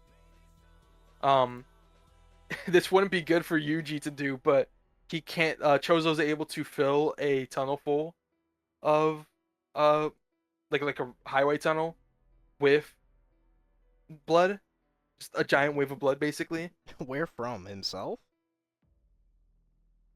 I guess, yeah. Oh my Curse. god. Yeah, actually, something Until I their forgot to curse mention. energy dries up. Wait, they cannot die from blood loss? Okay. Yeah, Oh, so long as so he's he still, could... Okay, you could reasonably do that, yeah, Yuji. yeah, so long as he has curse energy, he can kind of just keep making blood. And since he has not infinite, but like a huge amount of curse energy, it's gonna be blood loss is a non-factor. The only way Denji would be able to kill him is probably by eating him or by chopping off his head or something. But we'll get into that. And then he can also use flowing red scale to increase his strength across his body, or flowing red scale stack to hone in on a specific part of his body, like his vision or reaction speed or his muscles. And then we get into convergence, which is kind of the ultimate limit, or when blood manipulation is kind of compressed to its limit. And he can do that to do supernova, which is basically like air landmines where if you get near them, they explode.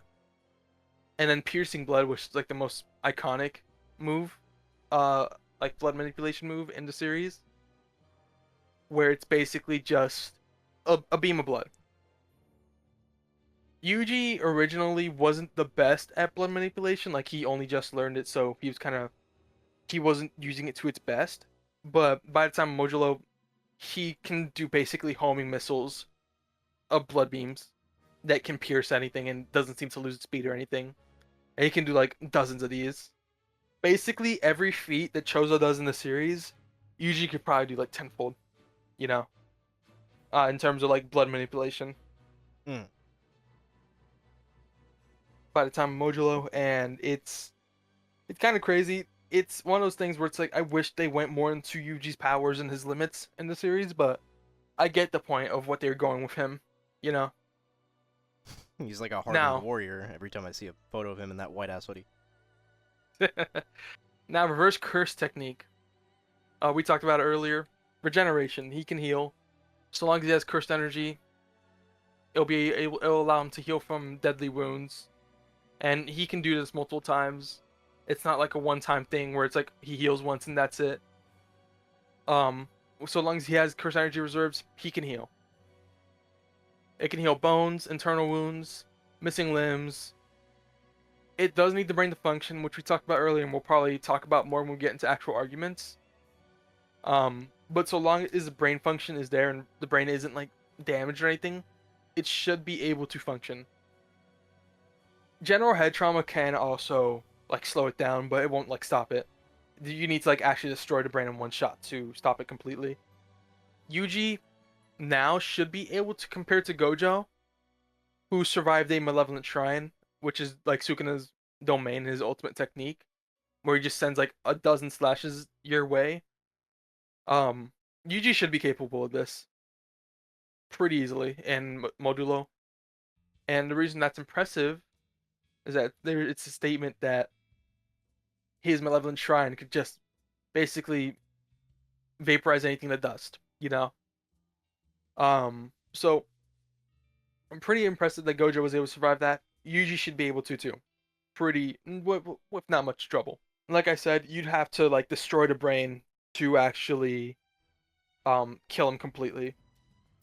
And you could probably like do things like destroy his heart or um destroy his limbs, but he could most likely heal those. It's only the brain that where it's like it would get deadly. And then Shrine. It's a technique that Yuji got from Sukuna from when he was a vessel for Sukuna, and it basically allows you to slice things. It's Sukuna's big thing where he's just cutting things by waving his hand or by saying dismantle.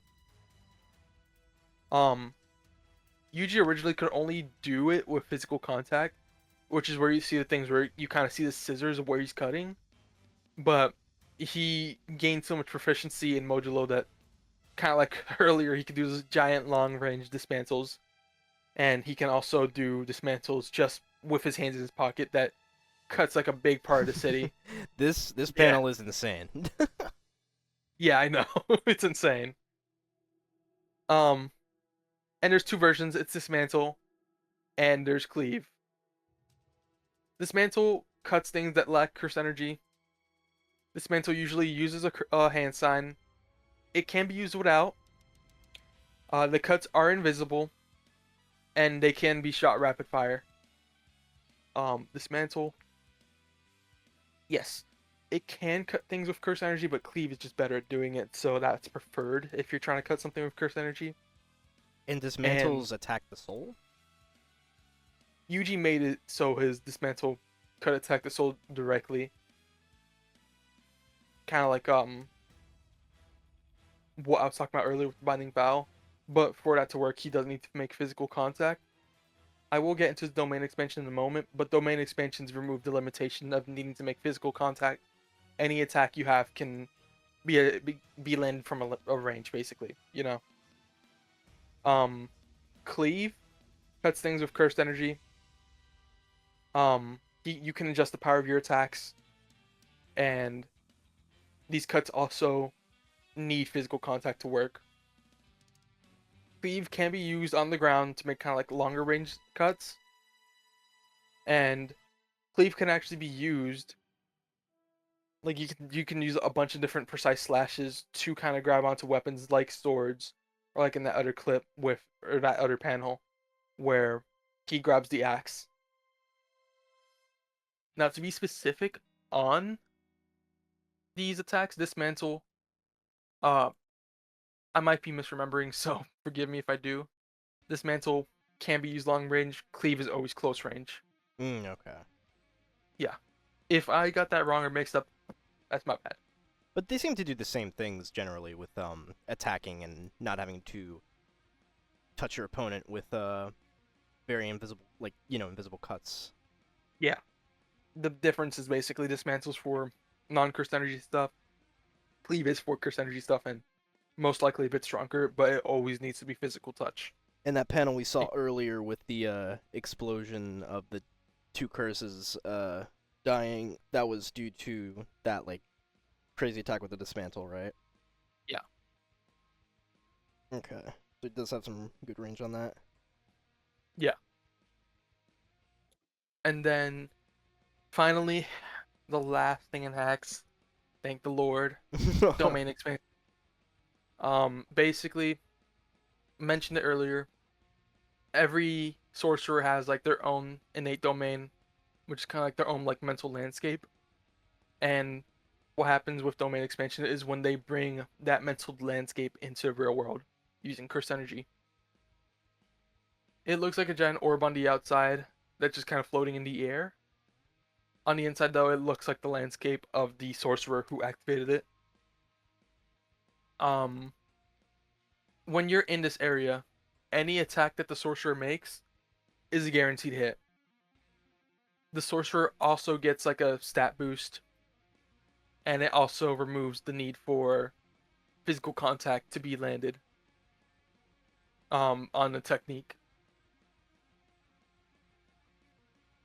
So the big drawbacks of domain expansion, because it sounds pretty powerful, is that it does leave the user open for a second after they use it. It basically leaves them like they don't lose curse energy forever, but basically leaves them like without it for a couple seconds, you know. Okay. Um a lot of curse energy is also needed to open a domain, and most sorcerers can only really open one a day. Any more than that is not really possible for them without basically killing themselves. Would this go for Yuji and Modulo even? No, I just Oh, wanted to mention it, okay. but it wouldn't really matter. He has enough curse energy where he could probably pop multiple. Gojo and Sukuna were able to pop multiple domains during their fight. Yuji should be able to do the same, if not more. And then the last thing is that you can break into it or break out of the domain. You would have to be very strong to break out of it though, or use your own domain to kind of break through the barrier at the end. So technically, Denji may be able to break out of the domain, but he would have to like basically run into the wall over and over again. And if he does get caught in the domain, even still, he may not be able to just because Yuji could reinforce the inside. Now, if like kind of like we were talking about earlier, Denji's on the outside and Pochita's on the inside, caught inside. Maybe if Denji's strong enough, he could break through, but that's a maybe, you know? Hmm. So, kind of like I mentioned here, Yuji has large enough reserves where he should be able to open as many domains as he wants, and he shouldn't have any downsides for it. Maybe he could be a little tired after popping one, but it shouldn't be for long enough to where it would really matter and Denji could like take advantage of him, you know? Hmm. So Yuji's domain is kind of weird in the series. We don't really have a full explanation of what it is. He does have one. I'll say that. He does have one, but it seems kind of like a memory lane type deal where he basically takes Sukuna on a walk through his hometown, and Sukuna is completely unable to fight or unwilling to fight at least. He even notes himself that it's something different. It's not really like a normal domain. Um, the reason I say I think it kind of removes your fighting nature or fighting want to like fight or ability to fight is just because Sukuna still wants to kill Yuji and still wants to kill all his friends. It's not like he changed his mind completely. He's still evil. It's just that now it seems like he's not really able to do anything. As Um, in, so he does get, Sukuna does get caught within Yuji's domain. It's just not, he's just not explaining it. yeah, he doesn't really. It's not really explained how it works exactly. All we see is that he gets caught in it, and then Yuji's kind of like, "Yo, let's go for a walk." and And and Sukuna Sukuna chooses to do it. yeah, or at least he feels compelled to do it. We don't fully know the nature if it is like you're unable to fight in it or whatever. Maybe if Denji was caught in it, he would still have fighting spirit, but I'm just going off what we see. It's not really explained well at all. I will say, as you saw in the Falling Devil panel, he does relive, like, I don't know if this is due to traumatic stuff or just like nostalgia, but he can ignore mental attacks. So I don't know if this is mental, but that is there. It's kind of mental. It's kind of spiritual. It's weird. I don't fully get it honestly. Either way, even if you don't think that he would be able to pacify Denji, he still gets a sure hit attack. So there's Yeah, that. surefire. Yeah. But Okay. yeah, it's kind of like I mentioned in the last line.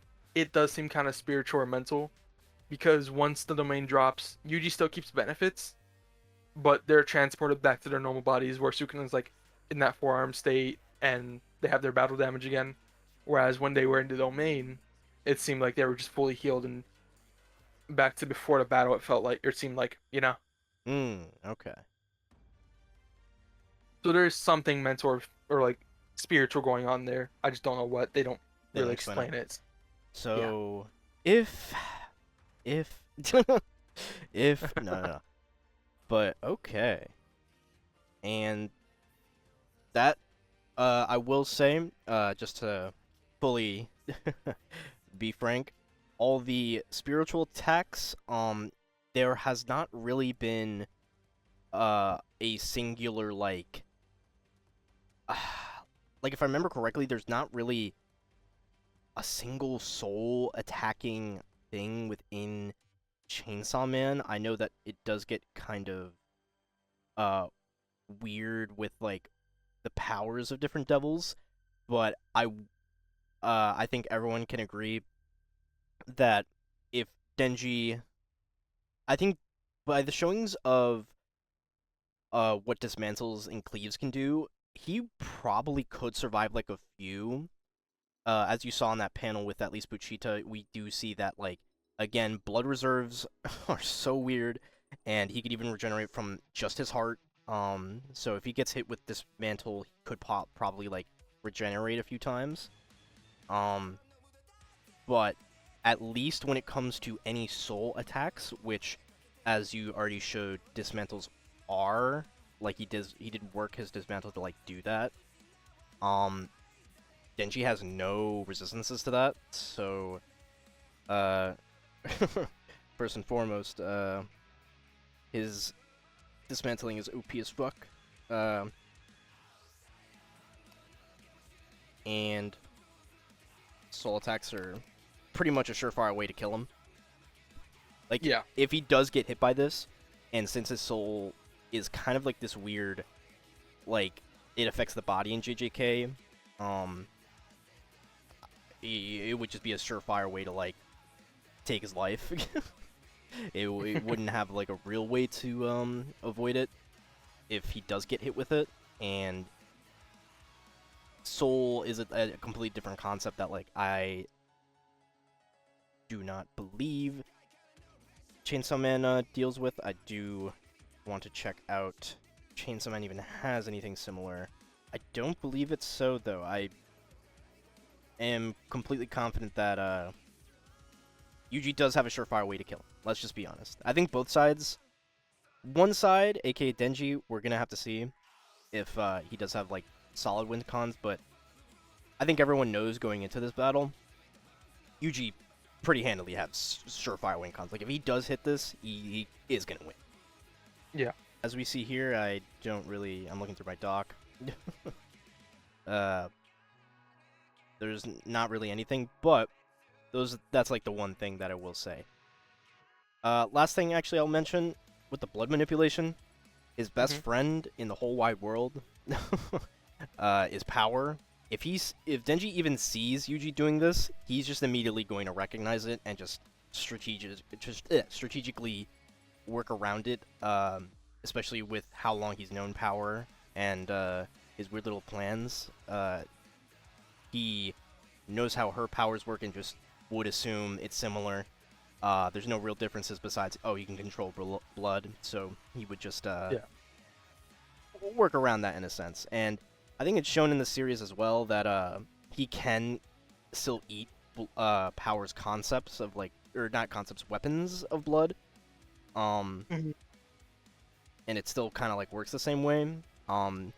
Power herself, depending on how much blood she has, she can just like, she has these like weird little horns that like boost her abilities. And they need to like take blood out of her in order to like nerf her, and so she doesn't become too strong. But yeah, the blood manipulation thing, I'm gonna be honest, I think we should just throw that out the window. A lot of the poison stuff would ignore it, and I think it would become one of those situations where it could be a funny comedic bit where like Yuji explodes the blood inside of Denji, he eats the blood that was just exploded, he explodes the blood that he just ate again, he just eats the explosion again, and it's not gonna work. But that's about it. For Denji's abilities and equipment, though, Devil Physiology. Denji is this weird species of devils, in which they're, like, equal in a sense of, like, human devil bond. So, if we look at the world of Chainsaw Man, at least, humans and devils can make contracts, and these contracts are completely dependent on, like, what the user, aka the human, makes with the devil itself. And devils can take over human bodies and corpses. Power is actually a devil taking over a human corpse and just taking over their bodies. They're called fiends in the sense, so they're not really human, it's just a devil taking a human's body for themselves. Right. And humans are a whole separate thing. They can make contracts like Aki that give them powers with the devils, and fiends are them taking over their body. But for certain kinds of devils that we actually don't have a name of, because apparently their name was erased from existence due to the Chainsaw Man as we see in this panel. It's this human devil hybrid, in which, they're just called hybrids, even though we don't know the true name, where they're actually still human. They still have their human personality, but now they're just a part of. They're basically as one. They're symbiotic. Their human side are still they still have their personalities. When we see in part 2 of Chainsaw Man, Asa, we see how this works with Asa and Yoru. So they're just fused with devils, and the humans still have their personalities and use their abilities of the devils. So, every hybrid has a unique trigger to their powers. Whether it's Quaxie's weird way of summoning her weapon through her eye patch, or with Denji pulling the little cord on his heart to rev his powers and become the Chainsaw Man, which completely boosts all his AP in general. And devils are completely tied to the fact of how much they're feared, similar to curses, with how much negative emotion is tied to them. So dependent on how much they are feared, they become more powerful in and of itself. The Chainsaw Man is not that strong in comparison to primordial devils, people that are scared of the dark, like the Darkness Devil or the Gun Devil, stuff like that, or the Horsemen of the Apocalypse, Death, Makima, who's Control. But he's OP for a completely separate ability that I will get into. But basically, his whole body becomes this weird chainsaw man. Wait, say that What? again. He can run It's across. Yeah, he can run across walls with his chainsaws. He can swing around with his chains, like he's Spider-Man. He can restrain people. He can use them as whips, as I show here. The chainsaw whips itself as a ranged attack. He can apparently hurt intangible beings like the Ghost Devil, or at least just generally devil hunters themselves, which is this whole group sectioned off for people to help against the devil army. So right here it's the Snake Devil just being able to swallow the Ghost Devil whole. It's just dependent on who they are and what they how much they're feared. They can do weird abilities dependent on that. So we see this many a time where just devils, you'll see they could just do whatever they want. But as we go along here, it's gonna get weird for what specifically makes the Chainsaw Man OP. But all devils, even hybrids, have a healing factor, as I explained before, by consuming blood. Blood. That's what all devils love. They love drinking human blood specifically, but this is what lets them regenerate, and they just enjoy it as a little tasty meal. For at least what kind of blood they can consume, they can even consume devil's blood, which is shown here with how Denji defeats the Eternity Devil. Their bodies also do passively heal on their own, because obviously they have blood inside of them. We see in the Chainsaw... honestly, the Reze movie shows this to an extreme case, where all these explosions, they still manage to regenerate through all of it. And as you can see here, Denji's just getting exploded constantly, and his body is just managing to regenerate over and over again. Even though he hasn't eaten any blood, he still has blood in his system, which lets his whole body just come back in this way. Right. So again, as long as devils have blood in their systems, they can just keep on rolling. But their regenerative powers can be overtaxed, as you see in this clip, if their blood reserves just run out, and they need more. And if they can't get any more, they usually just, look around them, eat a literally anything, honestly, anything they could find. But this lets them survive some crazy shit like broken necks, broken limbs. But trust me, I think even with that Reze clip, it shows how crazy it can even get. Severed limbs as well. Yeah. It just, the blood keeps on coming, and they keep on coming back. So, Denji could even reattach severed ones, just like Yuji. You could just plop his shit back on, and come back good as new. Or just completely regenerate off like a single thing. At least for Pachita, his powers are reliant on his heart. So I think his heart has been split a couple times before, especially if you look at Chainsaw Man. they get really torn up, but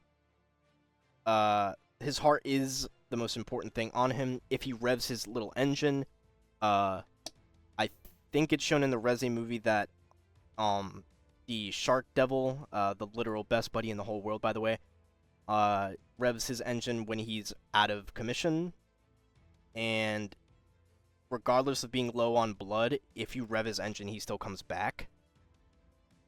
Though, if he does run out, his powers do get kind of fucked. So right here, he survives a gunshot in the head. Revs his engine, and then just like completely gets back up. Doesn't matter. And I think I have the showing here where yeah, they can just like survive this somehow. But it does rely on their blood reserves. Yeah, this weird little clip right here. So he's run out of blood, revs his engine, his heart goes into action, and now he's just completely good. Even though he was decommissioned. Yeah. So he can rev his heart if he's running out of blood to come back, but it does still fuck up his powers, of course. Like, as shown here, he revs his engine, but he's still, he doesn't have enough blood to, like, completely have his powers out. He still makes do with what he had in this scene. He also has enhanced smell. Somehow being able to detect certain people from a certain distance. Power shows this off, where she can smell the scent of his blood, and they know that he's there. Even hearing shit from, like, very far away. In the Buddy Stories novel, they can just for some reason, the soundproof room, they could still know that he's there. So it's pretty wide, and I think even Makima near the end shows off her good smell. For some reason, this is just a consistent thing. I think it's shown even with like other dimensions. That's more of a instinct thing. That like the Chainsaw Man was able to like listen to the cries of certain people from like a whole other place, like hell. But this is more so just being able to detect people from far away. It's pretty large, and he could also fit people in his mouth. This is true. This is both. This is showing the link between Puchita and Denji across different worlds, but this is just a funny visual. Going into at least contracts, I do want to bring up one thing. In the world of Chainsaw Man, you're able to, kind of like Bounding Vows, actually, very similar. You're able to make these deals with devils, and these deals can just be formed to make like weird abilities like happen, but it has to be related to the devil themselves. Like, they have to be capable of that power. So, in a sense, Puchita, who obviously grew to love Denji through just like casually living life with him, he makes the deal with Denji after getting ripped up and basically just torn apart by the zombie devil. That he'll give him his, he'll become his heart, and in exchange he wants him to live his own life, uh, and enjoy himself. And it shows that like curses or not curses, devils can just like make contracts that are even like one-sided, for either or. Makima shows this off by being able to mind manipulate people, and in turn make contracts that are completely just only benefit her. Or in Denji's case, you know, he befriended a devil that completely makes a contract that only benefits him. So they get powers through this system, and even though Puchita and Denji become one, Puchita can still become Chainsaw Man again, by separating his body and tearing his own heart out. So in the latter half of part 1,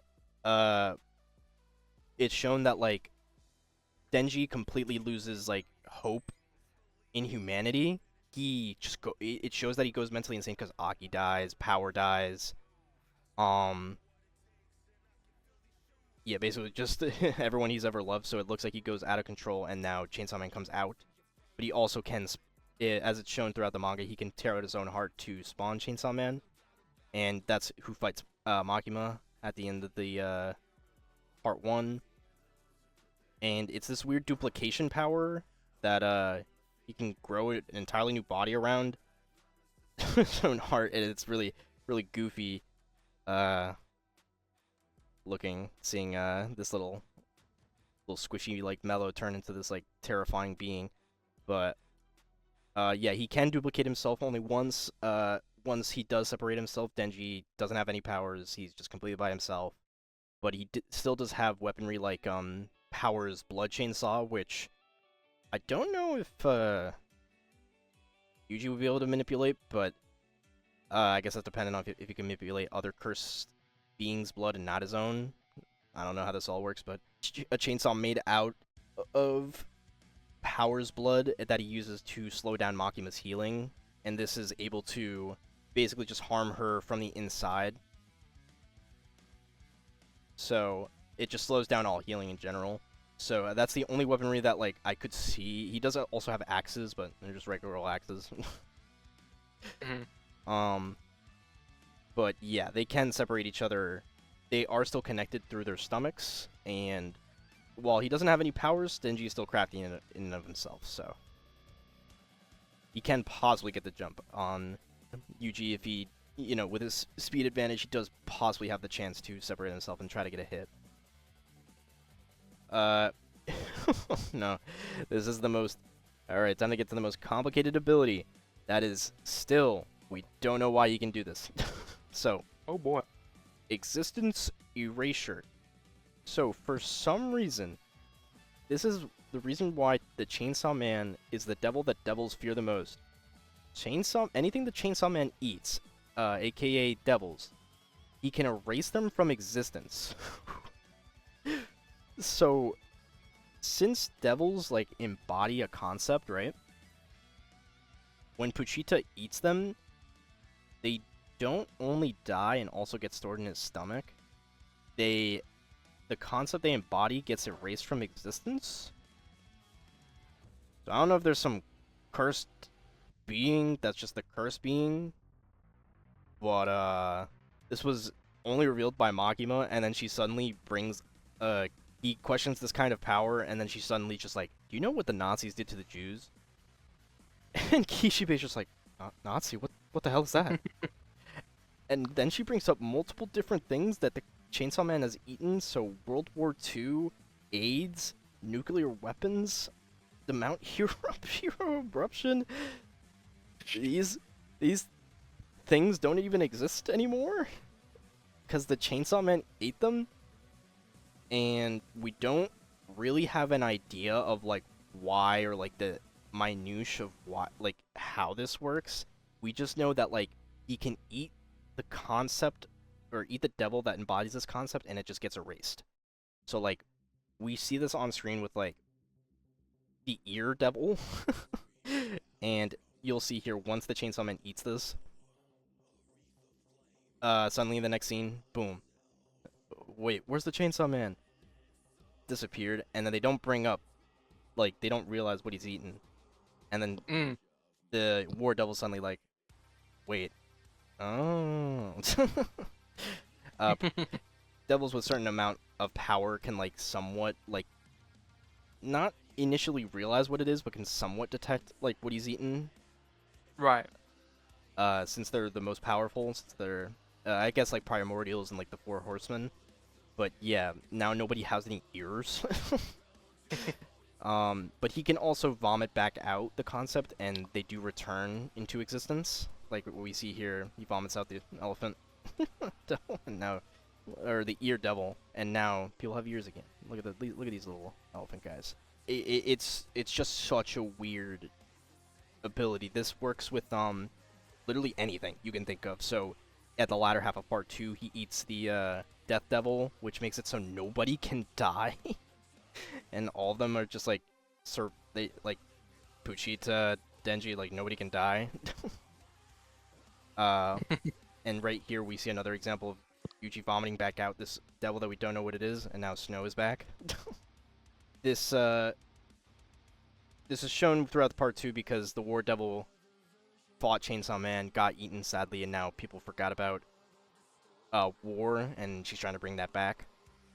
So this is an example of it showing that like devils that are like integral to society or like really powerful, that are like an innate instinct, don't immediately get erased, but are still weakened. And still are like forgotten about. So I don't know how this would work against curses. This would get into some like 50-50 kind of a thing, I assume, where like I don't know if he eats Yuji and like he weakens his cursed energy at minimum, and like that could be an advantage, but we just have no clue how this stuff works. Yeah. Devil Pawns, this is when Denji becomes Denji Man, which this goes into the whole Hero of Hell form when Puchita becomes just Puchita, the Chainsaw Man, and his speed is like astronomically like increased. He can like fight all these devils all at once and completely like, I'm gonna be honest, just like no sell them, like zero difficulty. He can still use all his abilities as we've shown before, like extend all his chainsaws into this ranged attack from like, you know, the sky. He pretty much has the same stats as Yuji, to be honest. And it goes to show that like he's the reason why Denji has powers in the first place, so he should just like he's upscaled. This goes for Denji himself as a human, at least towards his reactionary feats and speed, and his on the clock thinking. Even when he loses his powers, Denji Man is like this amped up version where basically they become one, and then they basically like Puchita, instead of Denji just controlling Puchita's powers, or Puchita being in the Hero of Hell form, it's just Puchita himself taking over Denji's body. They're just like completely like one, in a sense. And while this is like a little bit of a boost, it's just more so this uncontrollable form for the Hero of Hell, where he's just like running around rampant like rabid. Now he has like the intelligence of like at least Denji's high school educated brain. So for the Devil Pawns, basically this is like all the like concept. This is like a bunch of devil concepts here in his body, like you see, and all these pawns that he has on his chest can be used for reserves to get blood. So even in the fight against Yuji, he can use that to essentially like 1v1 him. if he's running out of blood, and we don't know what these concepts are. I'm not gonna lie. This is getting into some if territory, where we don't know all the devil pawns he has on his chest.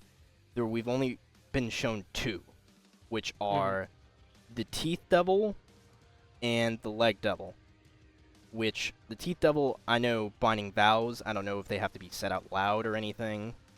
I don't really know if that's like a necessary thing that, like, I know in Jujutsu Kaisen they announce all their abilities a lot, but I think that's more of a concentration thing. I'm not sure if that's Yeah. um The yeah. the announcing mainly just helps boost attacks, but you don't really need to announce to actually like do it. Mm. And the Leg Devil could trip up Yuji, but I think it's shown that speed is not helping his case anyway. This just makes him a sitting duck, but he would still be able to do all his cursed techniques. Yeah. So, at least for on-screen feats, he could delete these two concepts for Devil Pawns. But these pawns at least help him have more blood reserves in case he does run out. So, at least he has more of a stockpile to like fall back on. Yeah, that's about it on abilities. The last thing I mentioned was just the chainsaw that Power could use, but I already said that. And the important stuff, at least, if we're gonna look over the final cliff notes, his stamina and regeneration, I feel like, are better for his abilities. And Existence Erasure is kind of this weird... I think this is going to be a black box thing in the episode. Maybe they can, like, think about a situation where it maybe works if they equalize the verse. Because it does weaken devils because they're just erased from existence. And that, in turn, makes it so the fear that they once embodied is just like, there's no fear. They don't even exist. So, Yeah. it's just I weird. think if I had to guess how they're gonna go about it, I'd say they're probably gonna say that devils and curse energy are equal. Devils and curse energy are the same thing, or curse spirits are the same thing, and he can't really get rid of curse energy, so that is kind of a non-factor. It kind of helps Yuji more, maybe, but I don't know if it would reliably just, like, target Yuji's cursed energy, because Yuji doesn't really... Like, Yuji's not a concept. Or, like, yeah, his cursed energy doesn't come from, like, one singular being. It's just, like, the world. yeah, exactly. Kind of like devils. It's not like, at least as far as I can tell, it's not like Chainsaw Man can just erase the concept of devils, you know? Or, yeah, erase the concept of, like, Yeah. curses. Yeah. Or cursed Um, energy. Which come from curses. yeah. So I think existence erasure, unless maybe a leg devil would trip him. It would probably trip Yuji up more than it would trip Denji up. But at the same time, I don't think it would be that big of a factor in this fight. I think the biggest factor is kind of the stats and Denji's own regeneration. Hmm. Because I think his regeneration is better. And I'm sure it gets better throughout the series. I will say, I think his regeneration got taxed a little faster than Yuji's regeneration would in that scene. Mm-hmm. But it's also like he is being nonstop exploded.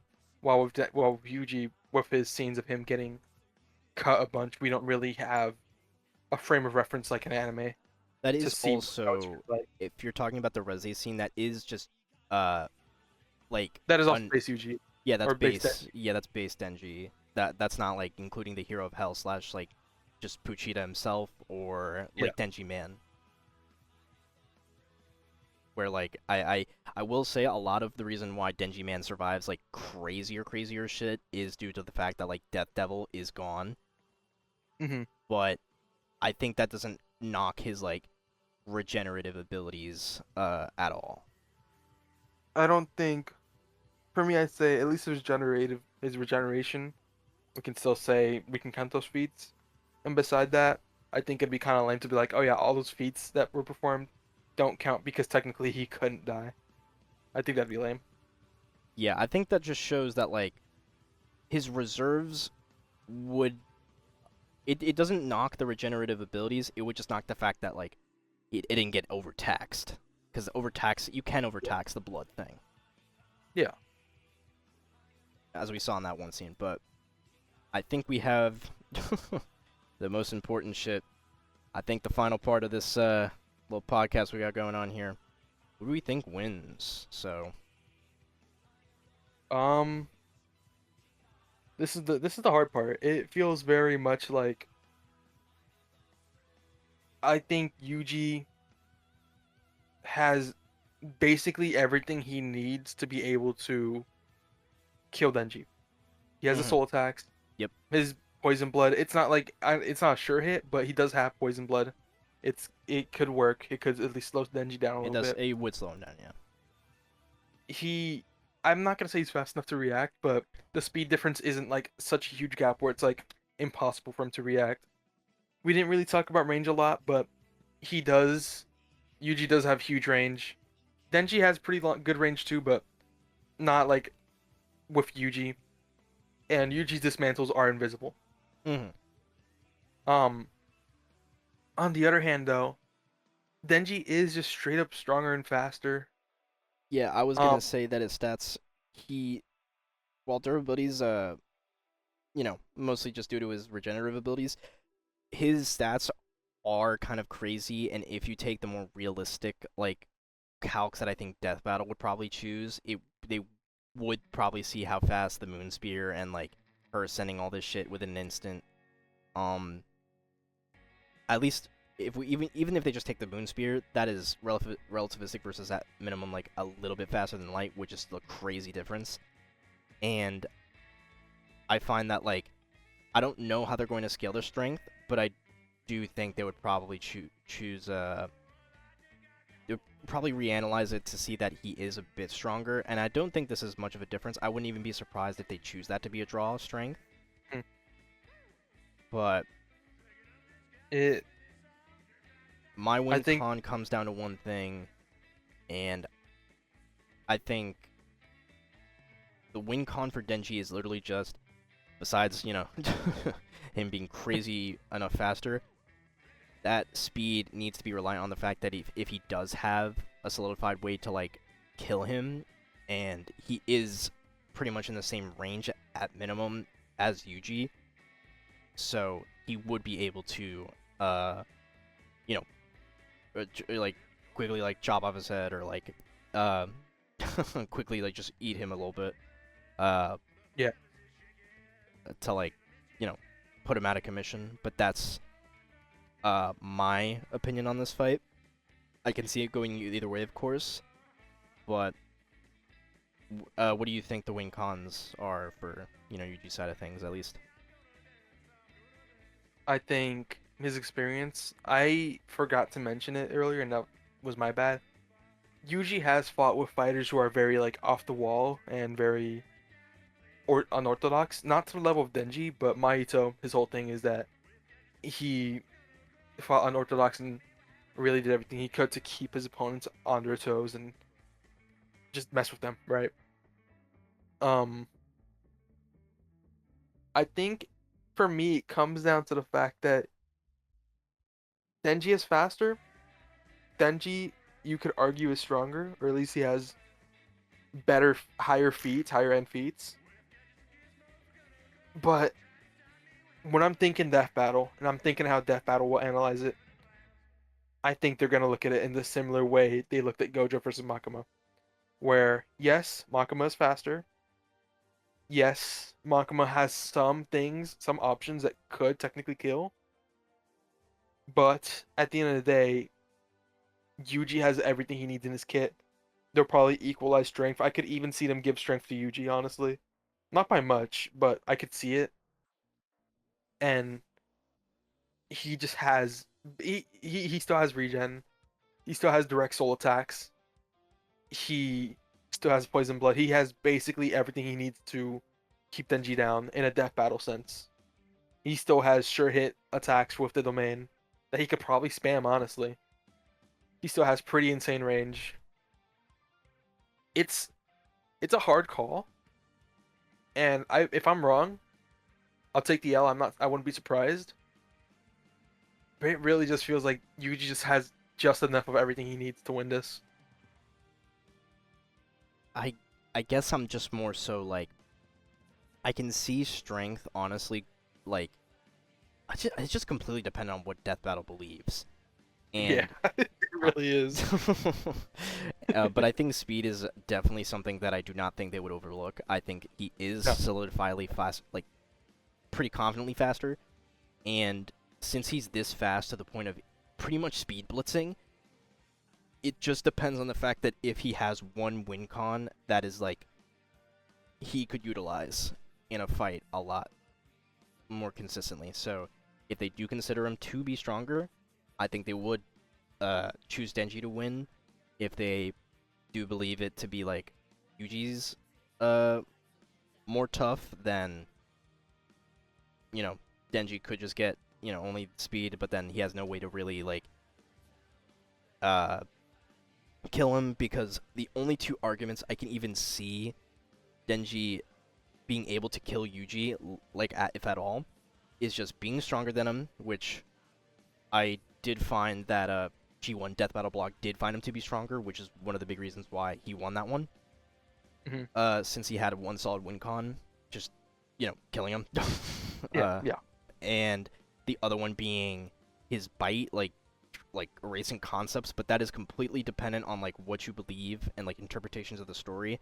But I think it is shown that like you at least need to embody some kind of concept, and Yuji's just a regular human.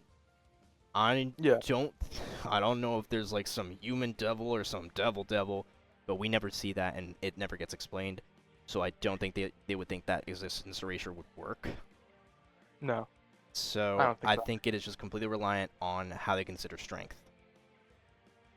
It really is, and I'll say I am kind of convinced that Denji is stronger, at least a little bit.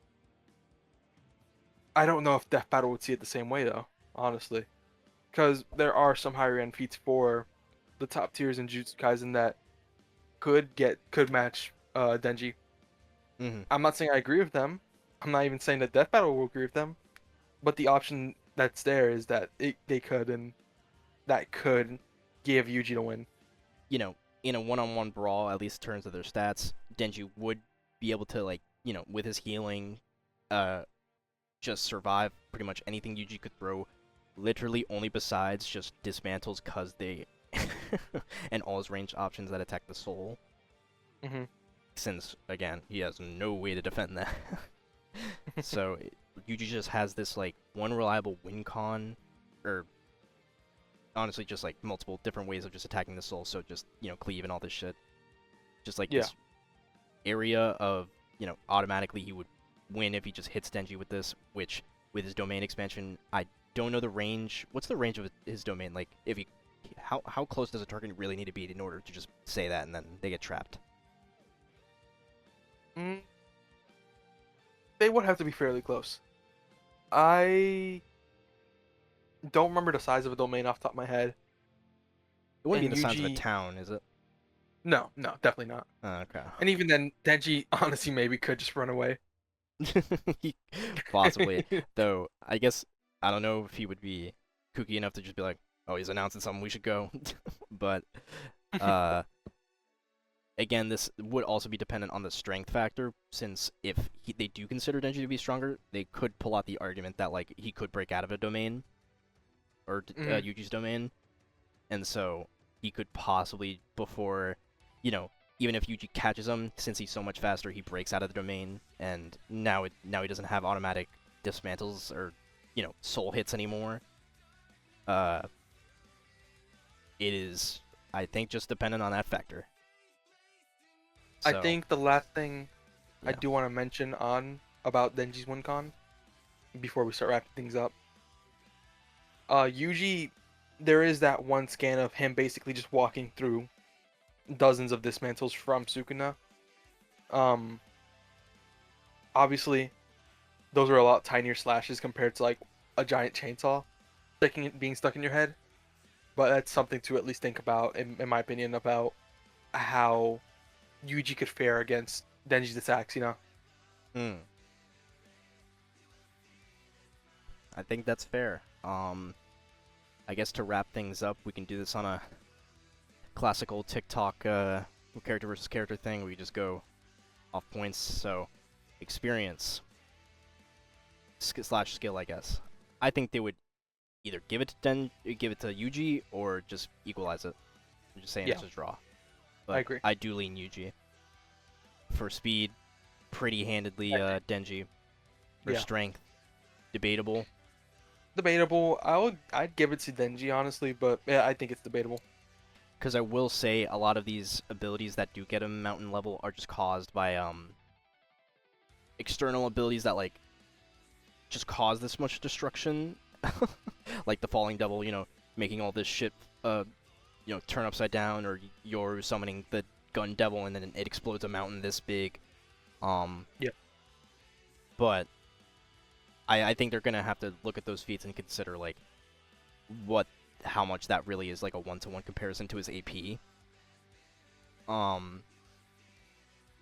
And that is just gonna be dependent. But I wouldn't be surprised if they maybe put him Yuji stronger. It's just gonna have to end up on like interpretation of like how weird Chainsaw Man's powers are, and like what scales to AP or not. So that one's just like iffy. Durability, probably Yuji. Yeah, Yuji. I'd Probably say. Yuji. Being reliant on cursed energy is way less of a hindrance than just being reliant on like blood. Yeah. I will say Even something if his regeneration, Denji's regeneration is better. Yeah. Something I will mention as well is with blood, Yuji could explode the blood from the inside. I don't know how.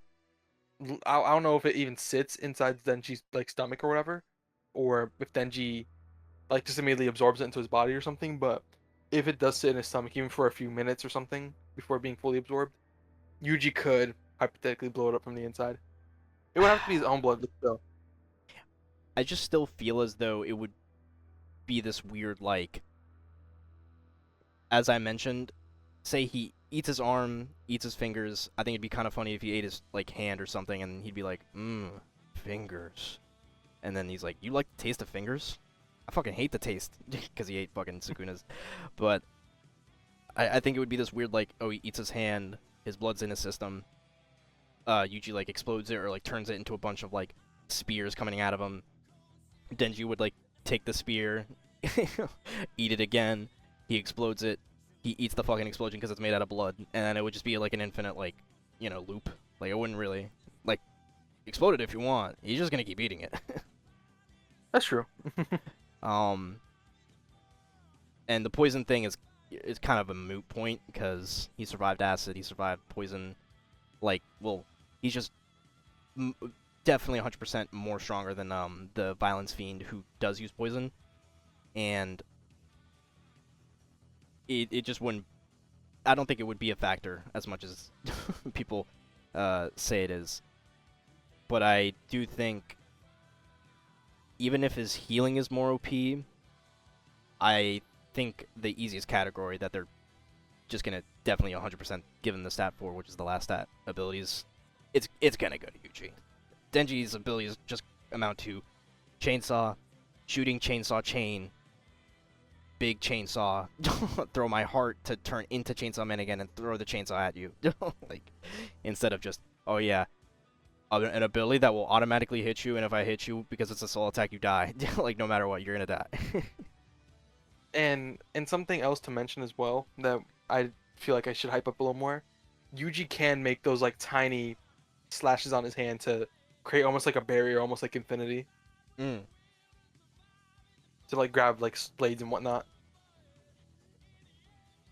And doesn't like those things on his body, like if he was able to touch Denji, is that like an automatic slash that would also count as like a soul attack? I don't know. I don't think he put cleave on his Honestly, I mean, with binding cleave. vows, he could probably Yeah. with binding vows he probably could make all of his attacks soul attacks. It really just depends on if he figures out fully Denji, which I think he could. But yeah, his whole thing is that he's able to see, like I guess the outline of souls, for lack of a better word. He's able to see souls, and he'd probably figure out pretty fast. Like, wait a minute, this is like two souls in one body. This is like Sukuna. I need to attack the soul directly. Something I'll Mm. say, he can attack the soul directly, but with Sukuna, he was getting some help from Megumi, trying to resist Sukuna's influence.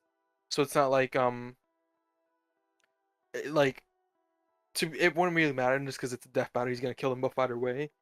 But it's not like he could specifically target just Denji or just Pochita. They would probably both have to take the damage or share the damage.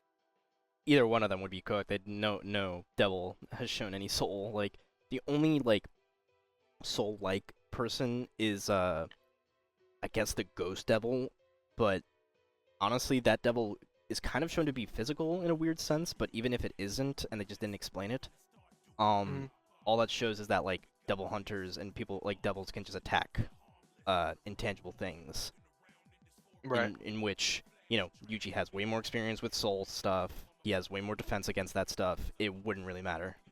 That Yeah. if like Denji could attack a soul, but he can't defend against soul stuff. Let me tell you. So uh, And what are the other points that we're missing? We went over strength, we went over speed, durability, hacks, abilities, hacks. experience. I think that's mostly it. I think anything we really bring up is like kind of minutiae that I don't think is like the bigger factor here. Hmm. I think it's mostly just like dismantle is like an invisible soul attack that like is, as we saw in that like crazy like shot, honestly, uh, is, you know, this citywide like uh shit that like is pretty surefire way to win. And Yeah. his domain expansion uh is just like surefire way to hit Denji. But since Denji is so many times faster into the point of speed blitzing, and all his abilities actually don't really do anything for him, I don't believe they do any existence erasure stuff. It is Hmm. literally dependent on what death battle who considers to be stronger. I feel like if they even make it a draw, honestly, I think probably Yuji would win. Yeah. Yeah, I can Y- agree with that. Yeah, I think they just need to. They gotta analyze like how many tons they consider both series, like what's believable for their like AP.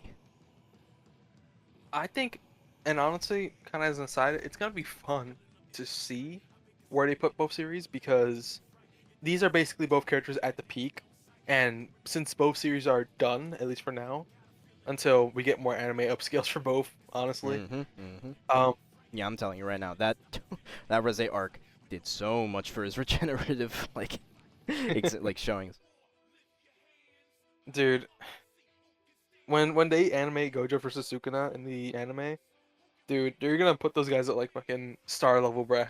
I'm gonna laugh when it's still off screen. It's still gonna be off screen and we don't know. But I guess to finally end off the video then, since we're about to reach the 3 hour mark. God, been that long? Yep. Don't worry, I'll edit it all, but I won't. This is mostly going to be a podcast kind of thing. Yeah. The points kind of lean Yuji. It is literally just dependent on, does Denji have a win con? Because the only win con he could possibly have that is like the most reliable thing is his strength. And that's just dependent on if Death Battle considers like the weird abilities in Chainsaw Man to like scale to the AP, because who knows? It really depends on that, on whether Denji is stronger or not. If he is, then yeah, I think he wins. If he's not, then he could still win by blitzing because it's still chainsaws. Yeah. But it's still like I he's mean, equal strength or even weaker than the guy who has basically everything he needs to specifically take him down. I want to. remind people of that panel of just when uh Denji just revved his chainsaw, turned into whatchamacallit, Puchita, and then just instantly like speed blitzed one of the I forget. It looked like a horse devil. I honestly forgot part one. Uh, but he does have a knack for just instantly like running towards an opponent and slicing them to pieces. Um, so that that is his go-to. It wouldn't be like Denji is a bit stupid, at least for their weaknesses side. But it wouldn't Yeah. really hinder him that much. He is crafty. For Yuji's weaknesses, I mean, let's be honest, he's not running out of curse energy, even if it's limited. Yeah. And I think it's just dependent on that factor. I guess if we want to try and give another win con to Denji, you could say that he could stall out until Yuji runs out of curse energy, but I feel like he'd also probably run out of blood. Yeah. Like, so it's not like he could stall for like days. Maybe he could, And let's but be honest, dismantles, we saw that shot. Dismantles are invisible, like, attacks. Like, let's just say Yuji didn't have his domain. Like, it's still citywide, like, destruction of, like, that attacks the soul, and Denji would have to dodge in between these, like, little squares that he cannot see. yeah, I don't no, know. I don't think he's that intelligent. Though, I know he's that much faster. Again, it's just a lot coming at him, and let's we could see if again, because if he gets hit by like one dismantle, a soul attack is a soul attack, man. He's gone. Yeah. So what you're telling me is we still don't know who wins. We know who wins depending on what death battle considers. On one category.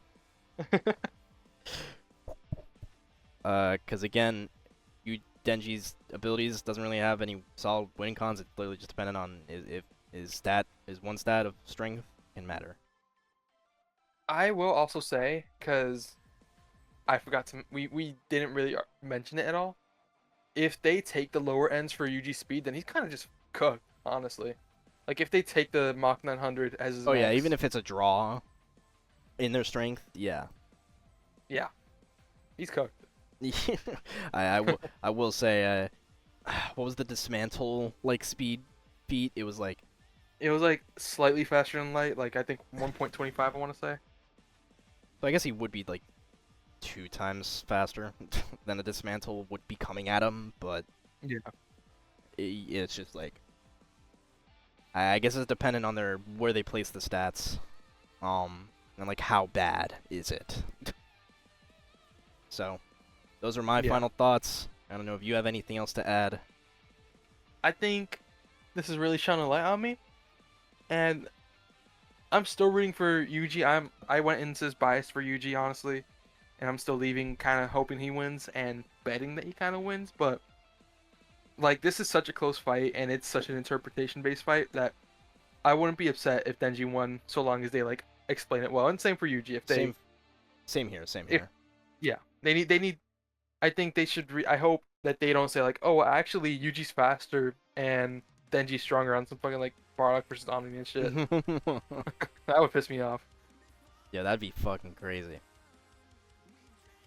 Um, But yeah, it's just entirely dependent on how, because I think they will obviously say he's faster, but it's really dependent Yeah. on like, I guess how many times faster. Even though I still think, no matter what, he would still speed blitz. It's just, does Denji have like one solid win con, or would it, or would like an invincible thing happen where it's like he's running at him at the speed and he just smashes his body all over Yuji? I don't know. I guess we'll find out like next Sunday, I believe. Yeah, next Sunday. I don't know when this video is coming out. I guess I'll know. But that was an episode of the Contest Corner podcast. Thank you all so much for listening. Hopefully you've been more informed on this matchup. That's the purpose of this, to be honest. And Yeah. JFBonken, any final words? Yuji's cool. Denji's cool. Maybe I'll read Chainsaw Man one day. And maybe I'll I read hope Jujutsu Kaisen. like that'll never happen. You can't read. Wait, there's no difference. JJK fans can't read. Trans character what? That doesn't exist. You just had to say that. Yuji smells, and Denji kind of smells too. I can't lie. He definitely smells, bro. You see him? Bro, have you smelled? Bro, do you know how you smell, bro? No. Thank you all so much for smelling. We'll see you next time.